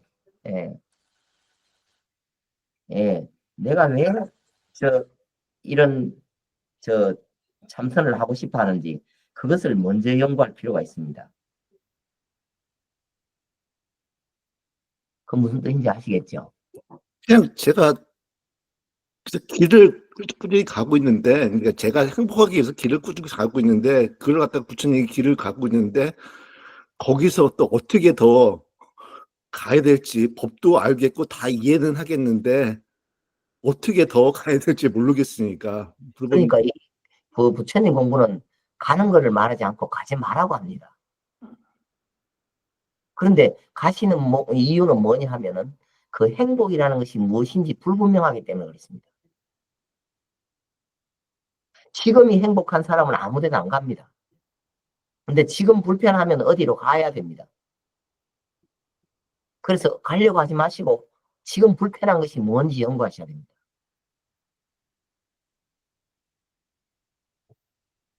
가려고 하는 것보다 자신을 의심해야 된다는 뜻입니다. 나는 왜 불편할까? 이 의심을 하는 것이 공부지, 노력하고 애쓰는 것을 공부라고 하기는 어렵습니다.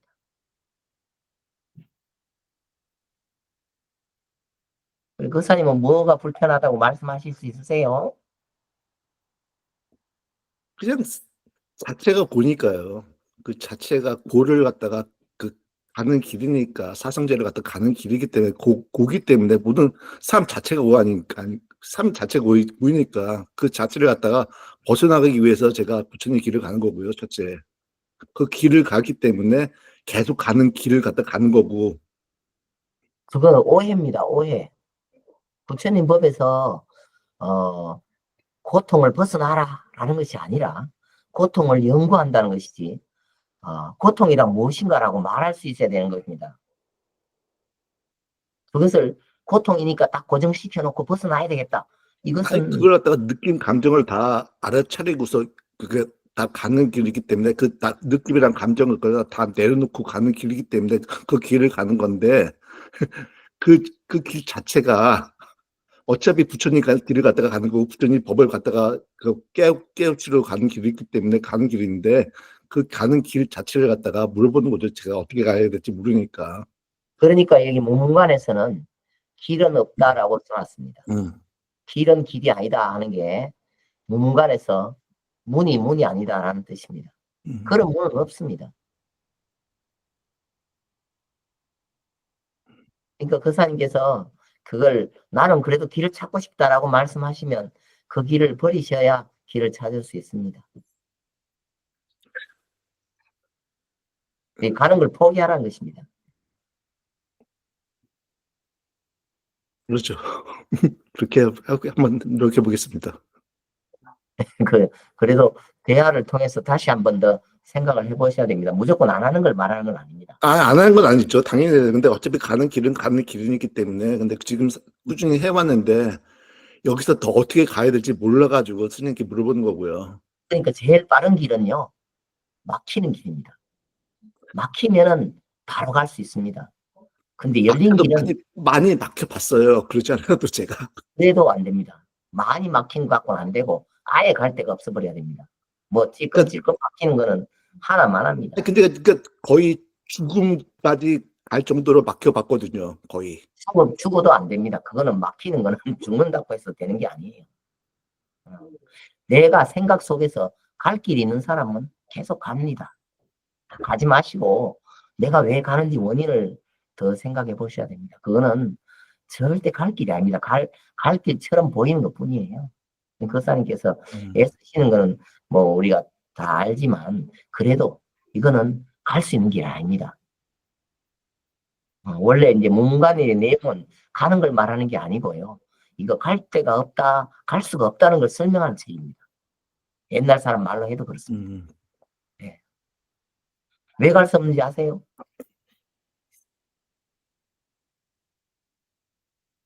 왜 갈 수 없냐 하면 이 문간에서는 길이라는 것이 우리가 생각하는 게 아니라는 뜻입니다. 그런 거 아닙니다.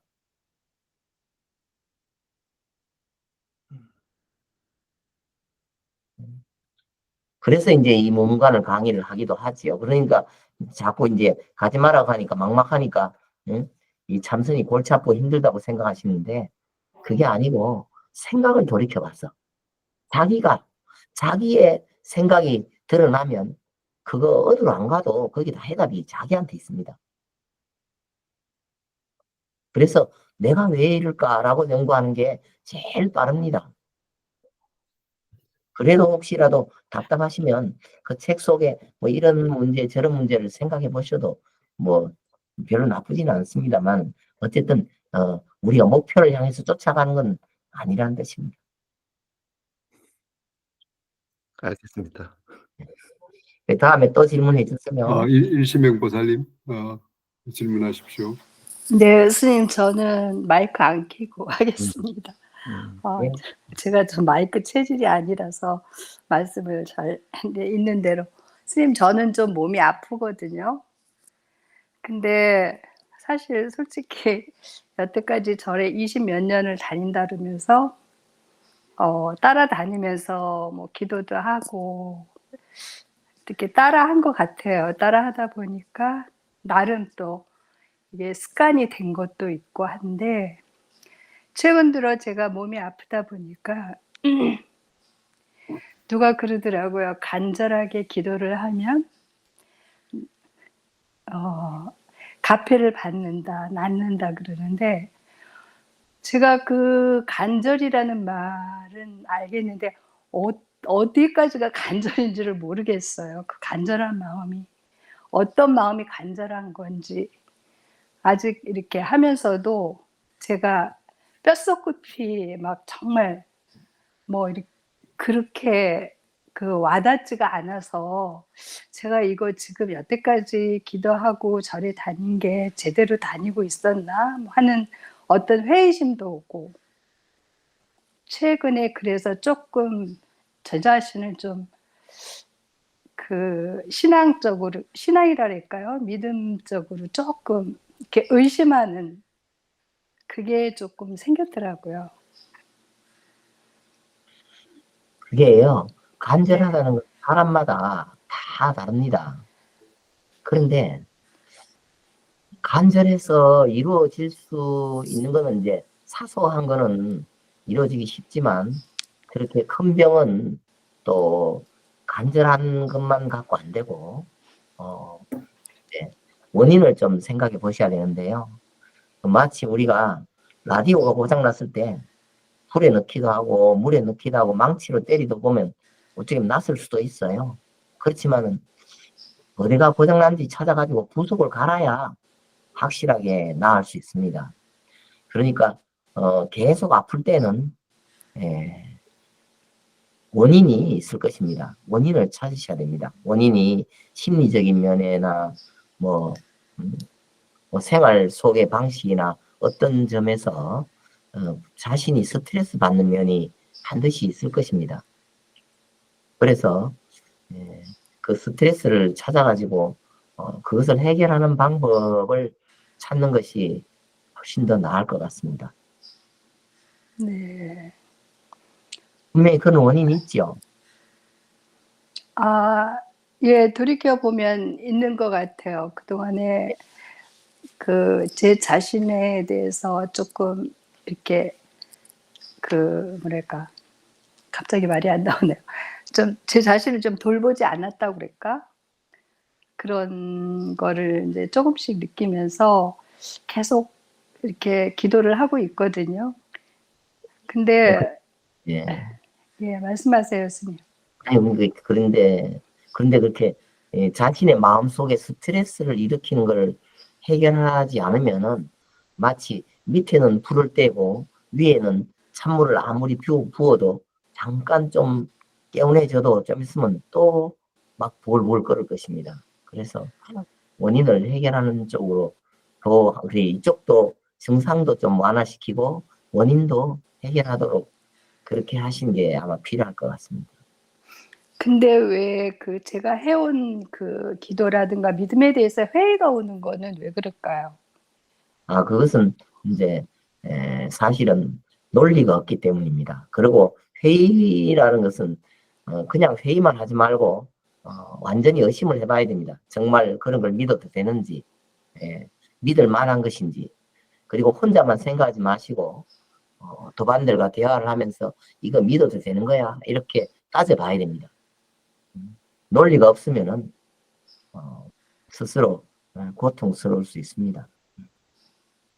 꼭 따져보세요. 연구를 자꾸 해보고 지금도 물어보셔도 됩니다. 믿어야 됩니까? 하면 저는 믿으라고 말하지 않습니다. 뭐든지 막 의심해봐야 됩니다. 세상에 믿을 게 어디 있습니까? 세상에 믿을 건 없습니다. 자식도 못 믿는데요. 뭐. 그렇겠죠? 네. 제 자신도 잘 믿지를 못하겠어요. 제가 지금. 그래서 지금 잘 생각해 보시면 정말 내가 나를 믿을 수 없다라고 생각한다면 정말 믿는 것은 무엇인지 또 생각해 보셔야 돼요. 그냥 믿을 수 없다라고 하는 그 말만 믿어서는 안 돼요. 막 따져봐야 됩니다.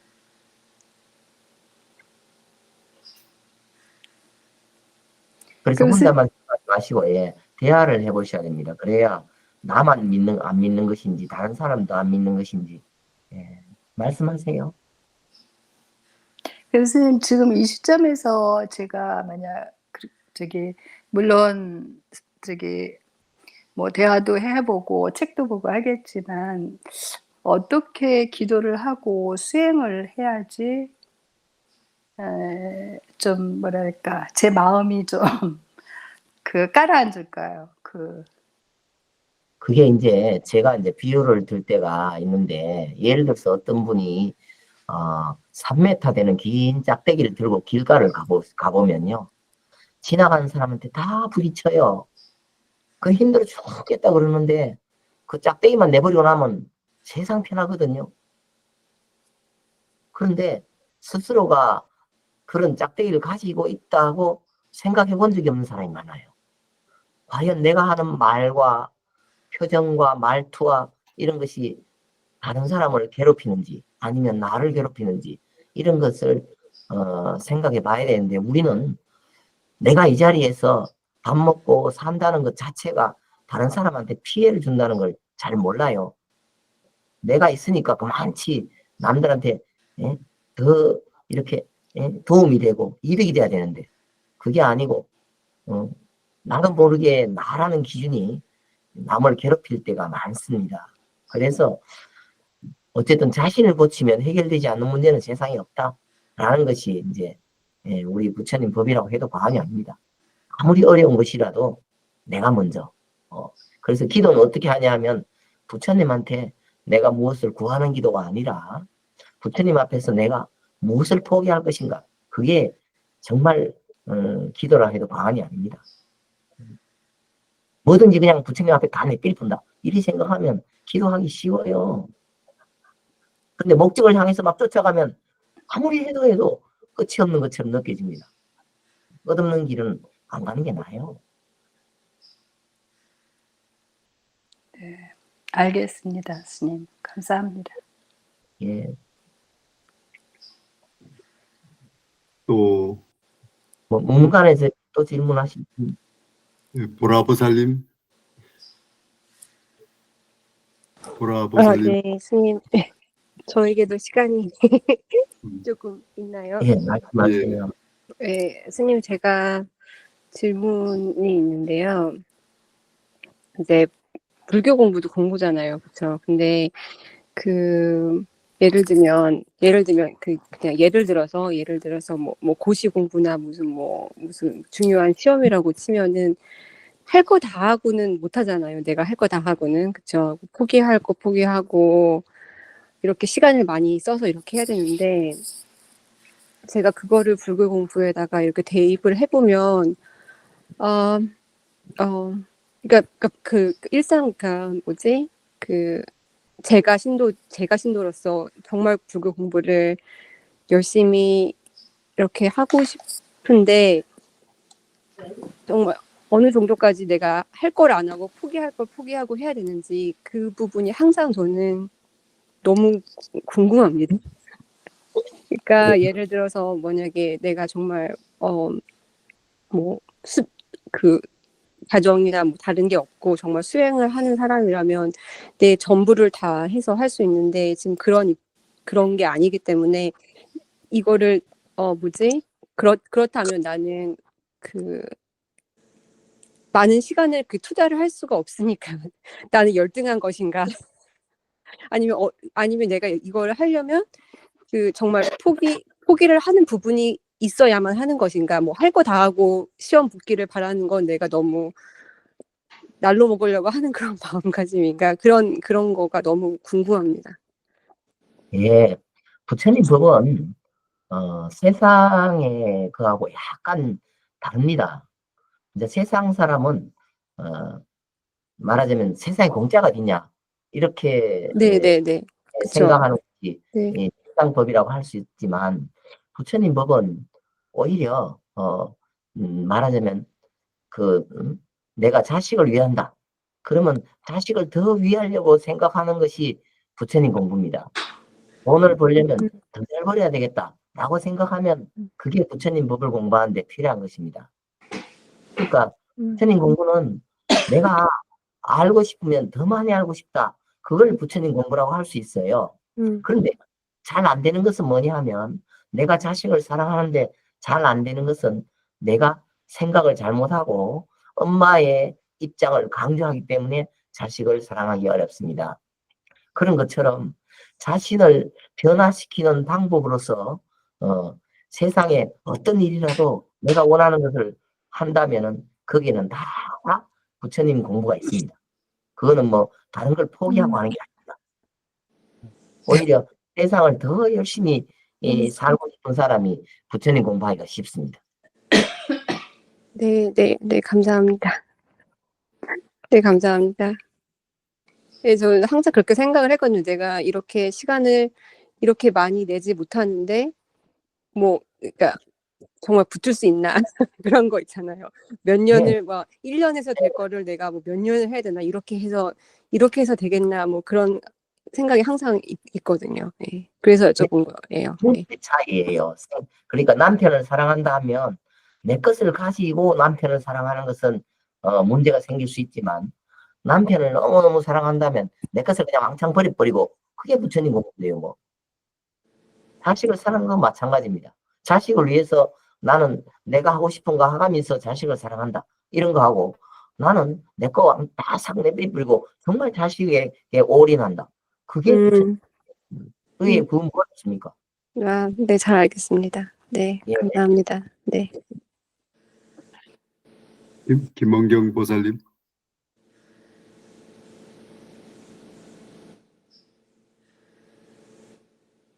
반야지 보살님.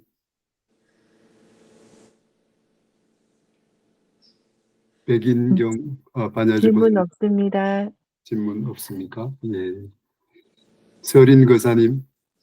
서린 거사님. 서린 거사님. 제가 좀 하야입니다. 예. 의사는 오늘 참석 못했고. 마야 근데 보살님. 저기 스님 법문 너무너무 귀에 쏙쏙 들어오고 너무 잘 듣고 있습니다. 오랜만에 굉장한 환희심을 느낍니다. 감사합니다, 스님. 백인경 보살님, 백인경 보살님, 백인경 보살님, 덕명거사님, 덕명거사님, 덕명거사님. 백인경 보살님 말씀하세요. 네. 스님, 오늘 정말 말씀 잘 듣고 있습니다. 지금까지 생각했던 게 좀 제가 잘못된 생각도 했었고, 그래서 많이 좀 가닥이 잡히는 부분이 많아서 정말 감사드립니다.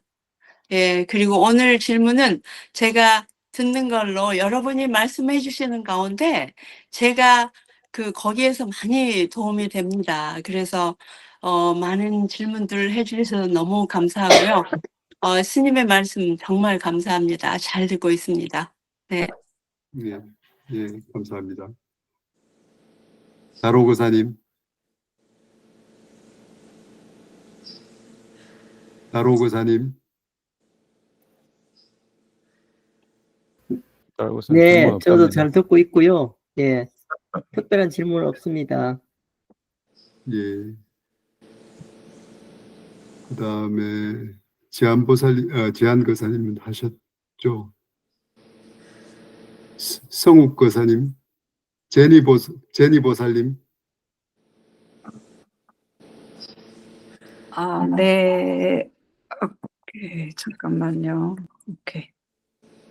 네, 스님, 여러 질응답이 굉장히 마음에 와 닿았습니다. 왜냐면 그동안 궁금했던 점들을 여러 도반들께서 질의응답을 잘 해주셔가지고 또 스님께서 most 미국식으로 표현하면 most updated answer, 마치 부처님께서 대중들 앞에서 앉아 계시면서 제자들이 질문할 때 답해 주시듯이 정말 클리어하고 아주 자상하게 그렇게 답변을 해 주셔서 제가 듣는 내내 지루하지 않고 좋았습니다. 저는 또 부부관계 소문답이라고 우리 유인거사님이 그렇게 카톡에 올리셨죠? 예. 그래서 좀 기대를 했어요. 다른 기대를 했어요. 부부관계, 부부싸움 하면서 소문답을 나눌 수 있다. 그거 좋지. 그건 이제 요새 또 대화명상이라는 게 있지 않습니까, 스님? 대화명상, 예, 뭐 어떤 관계든 상사하고 관계든 직장에서든 가족 간에 부모하고 자식 간에 부부 간에 어떤 대화가 잘못 또 나갈 수도 있을 때 그 대화 명상을 통해서 서로 간의 마음을, 나는 이 마음으로 이 말을 던졌는데 상대는 내 말을 어떤 마음으로 받아들이고 저 말을 할 때는 어떤 마음으로 내게 그 단어를 써서 던지는가 하는 이제 그런 대화 명상이 있잖아요. 그래서 부부관계의 선문답, 우리 자명스님께서는 그렇게 거기까지 그렇게 하실 거가 하고 정말 궁금했어요. 그런데 물론 여러 질응답 쪽에서 그 비슷한 그 일들을 아주 잘 예를 들어서 비유를 통해서 잘 설명을 해 주셨기 때문에 따로 그 부분에 대해서는 이제 안 하셔도 될 만큼 제가 아주 참 즐거운 시간을 가졌습니다. 제가 자명스님을 처음 뵙는데 정말 귀한 선지식을 만나 뵀습니다. 그럼 부부관계에 대해서 잠깐만 말씀드릴게요. 그게 부부가 아니라 지금 말씀하신 대로 소통하는 데 있어서 사람의 말은 들을 때 항상 두 가지 뜻으로 들을 수 있습니다. 그런데 이게 기분이 좋을 때는 정말 좋은 말 들리고 기분이 나쁘면 나쁘게 들립니다. 우리 뭐 결혼하기 전에 꽃을 들고 오면 너무 감사하지만 결혼하고 나면 꽃을 들고 돈이나 갖고 오지 그렇게 말한다고 그래요. 그런 것처럼 똑같은 꽃을 갖고 가도 듣는 사람은 두 가지로 들을 수 있다는 거겠죠. 그런 것처럼 부부가 대화할 때 두 분이서 서로가 내가 저 사람 말을 두 가지로 들을 수 있고 내가 하는 말을 저 사람도 두 가지로 들을 수 있겠다. 이리 생각하고 서로가 조심스럽게 이렇게 얘기하면 되는데 보통은 그래 안 한다는 거죠. 그래서 오해가 쌓여가지고 대화하기가 몹시 어렵다고 합니다. 그래서 이제 그것이 선문답하고 정말 너무 똑같다. 그렇게 말씀을 드린 것입니다. 네. 예, 또 하신 말씀은 질문 다 하셨습니까?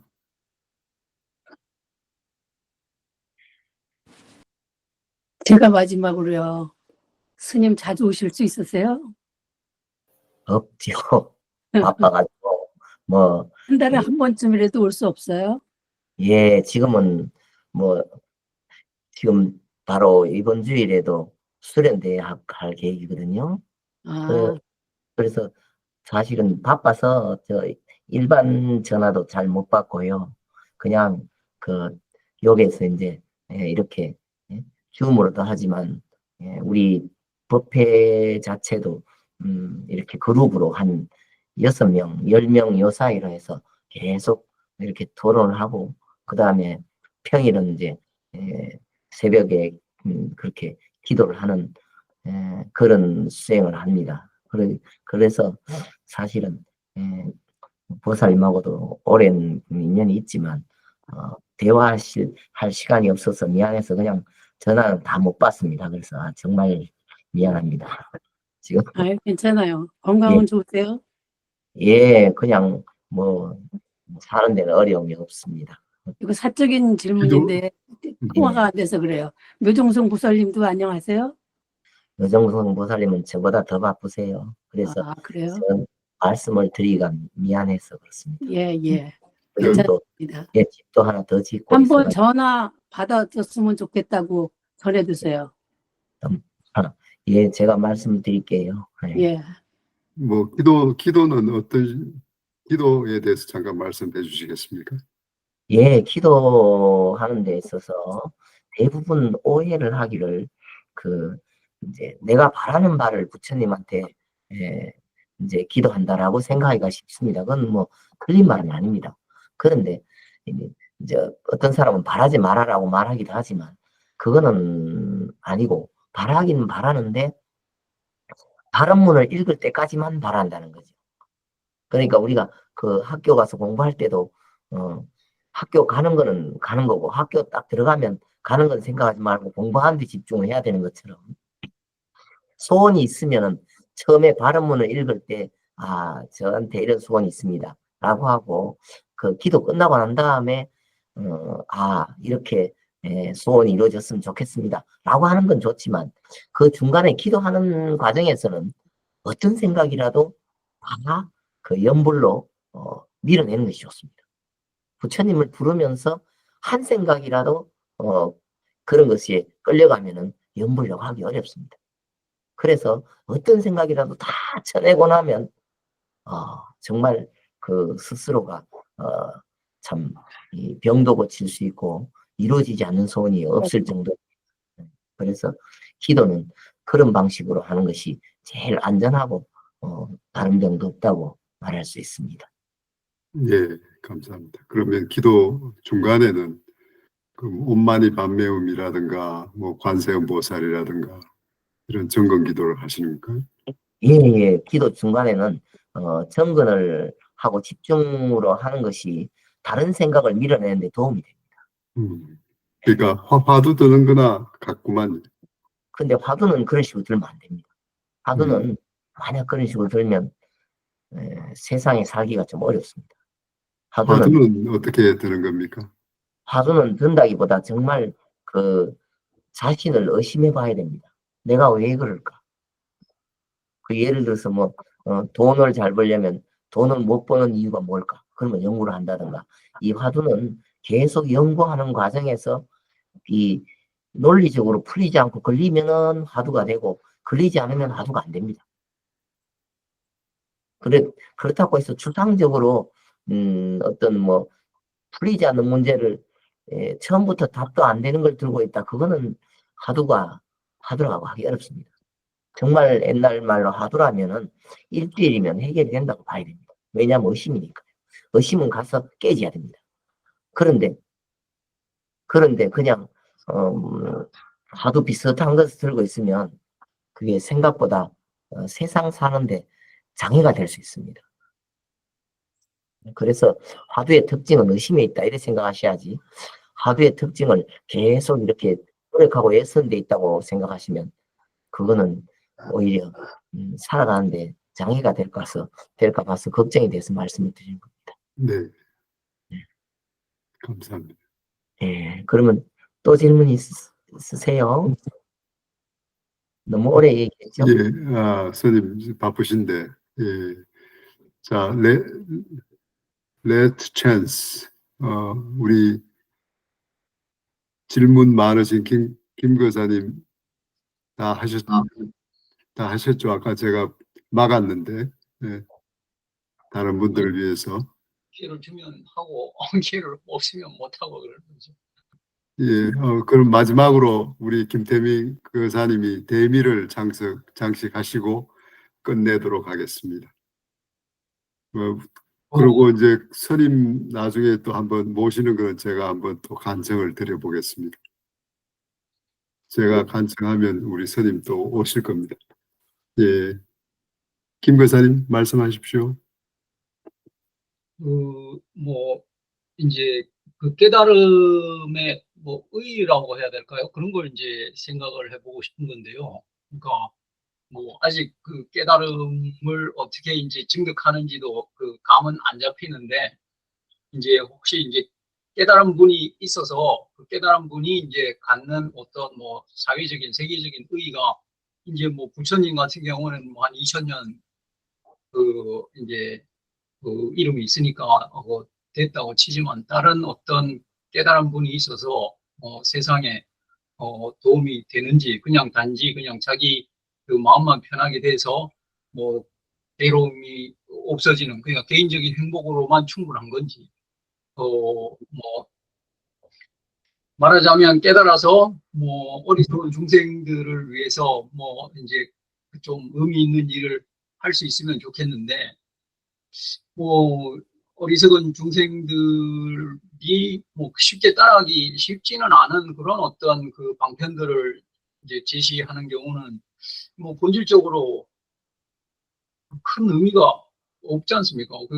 그게 이제 아쉬운 점인데, 이 말씀하신 그 뭐 취지에서도 무문관이 이제 약간 이제 별에서 벗어났다라고 하는 것이 뭐 중생들이 알아듣기도 힘들고, 그다음에 실제로 이제 그 스님이 보시기에도 뭐 틀렸다라고 하는데, 뭐 이제 와서 말씀을 해주시니까 틀렸는가 보다라고 뭐 그냥 그 들은 정도지, 그게 뭐 정말 어떻게 그 마음에 깊이 와닿는 거라든지 뭐 다시 논리를 따져보라 그러면 또 이렇게 뒷걸음질 칠 것 같은데, 그런 측면에서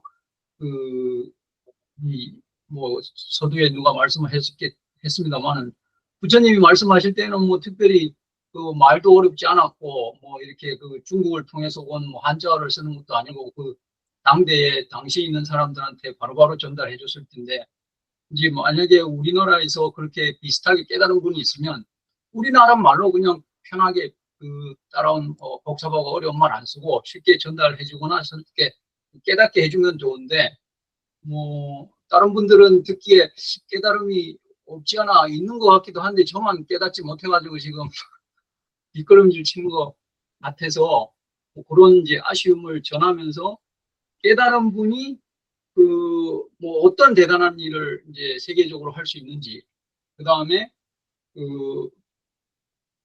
이렇게 어리석은 중생들을 정말 구제하듯이 이렇게 끄집어낼 수 있는 방편은 뭐 죽었다 깨어나도 없는 건지, 그런 질문을 이제 드려보겠습니다. 예, 깨달음은 별로 어려운 것이 아닙니다. 그런데 자신이 깨닫고 싶지 않은 사람이 많아요. 그러니까 그것도 어떻게 보면 중생의 한계라면 한계니까 그것을 넘어가는 방편도 중요하긴 하지 않습니까? 그러니까 깨닫게 만들어야 할 의무가 없다는 것입니다. 그냥 깨닫기 싫으면 안 깨달아도 돼요. 그냥 부처님은 우리가 원하는 대로 다 해주시는 편이라고 보시면 돼요. 그런데 깨닫기 싫은 사람도 막 잡아 당기갖고 깨닫게 한다. 이것은 좀 맞는 말이 아니고요. 깨닫고 싶은 사람은 얼마든지 깨닫게 할 수 있다는 뜻입니다. 아니, 그게 어리석은 중생의 그 내재되어 있는 그 한계지 않습니까? 어리석은 중생이 자기가 어리석은 줄 모르니까 어리석은 중생이지, 자기가 어리석인 줄만 알아도 아마 뭐 반부처는 될 것 같은 생각인데, 말하자면 이제 초등학생이 자기가 뭐 고급 뭐 학문을 이런 걸 모르고 그냥 낑낑대고 있는데 대학생이 보니까 아, 이렇게 하면 될 것 같은데 대학생이 눈높이를 낮춰서 이렇게 땡겨오는 게 쉽지, 그 어리석은 초등학생이 그 대학생 쫓아가다가 다리만 찢어지는 건 아닌가, 뭐 그런 이제 말씀으로 여쭙는 거죠. 뭐 어쨌든 관심을 가지시면 깨닫는 건 어렵지 않습니다. 관심이 없어서 그렇고, 그리고 사람이 듣고 싶은 건 잘 들리고 듣기 싫은 건 잘 안 들리기 때문에요. 그래서 이제 고의적으로 그런 건 아닐 겁니다. 그러니까 지금도 수행이라고 한다면은 듣고 싶지 않은 말을 자꾸 듣는다면 수행이 될 수 있습니다. 권사님께서도 듣고 싶지 않은 말을 자꾸 듣는다고 생각해 보시면 그게 듣기 싫은 말을 잘 들을 수 있게 되면 깨닫는 건 별로 어렵지 않습니다. 그러니까 그 쉽다는 게 제가 이제 수긍이 안 돼서 그런 건데, 요새 뭐 과학이라는 말로 얘기하자면 뭐 어느 정도 쉽냐라고 얘기하자면 이제 소위 말해서 이 세상 사람들을 다 중생이라고 보면 80억인데 80억이 얼마나 이제 그 깨달을 수 있냐, 그래서 비율을 얘기해 줄 정도로 쉬운 건지, 아니면 뭐 그래도 중요하지 않습니까? 그 세계적으로 이렇게 전법을 하는 차원에서도. 예, 깨달은 사람은 뭐 누구든지 다 깨닫게 해줄 수 있습니다. 그거는 어렵지 않습니다. 근데 이제 이 공부나 깨달음이라는 건 시작은 주관적인 데서 시작합니다. 그래서 주관적인 데서요. 예. 공부의 시작은 주관적인 데서 시작합니다. 이게 참 그래서 주관적인 데서 먼저 막힌 것을 풀어야 그 다음에 이제 그것이 객관적으로 다른 사람이 봐도 인정할 수 있는 그런 논리를 말할 수 있게 되는데, 주관적인 데에 있어서 맥혀 있으면은 그게 나온 말도 잘 안 들리고 그래서 이제 그런 일이 일어나죠. 잘 말하자면 못 깨닫는다든 둥, 나는 뭐 어리석은 중생이라는 둥 이런 생각을 하게 돼요.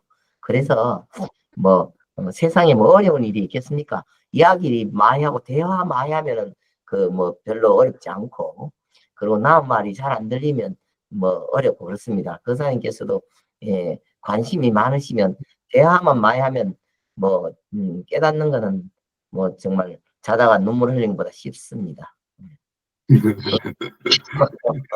우리 김 교사님 부부싸움 하도록 준비 잘 하십시오. 예. 예, 스님 오늘 장시간 아주 그 밀도 있는 질문에 대해서 아주 좋은 대답, 아주 눈이 탁 뜨는 대답을 해주셔서 저희 속이 시원하고 환희심이 생겼습니다. 대단히 감사드리고 이 인연 꼭 이어가도록 그렇게 했으면 합니다. 감사합니다, 스님. 예, 예, 수고하셨습니다. 듣는다고 수고하셨습니다. 예. 감사합니다. 네. 네. 예. 감사합니다. 예. 선생님 감건하십시오. 예. 감사합니다. 감사합니다. 법체 안녕하십시오. 건강 조심하세요. 예, 스님 들어가십시오. 예. 선생님 감사합니다. 예. 끝났네.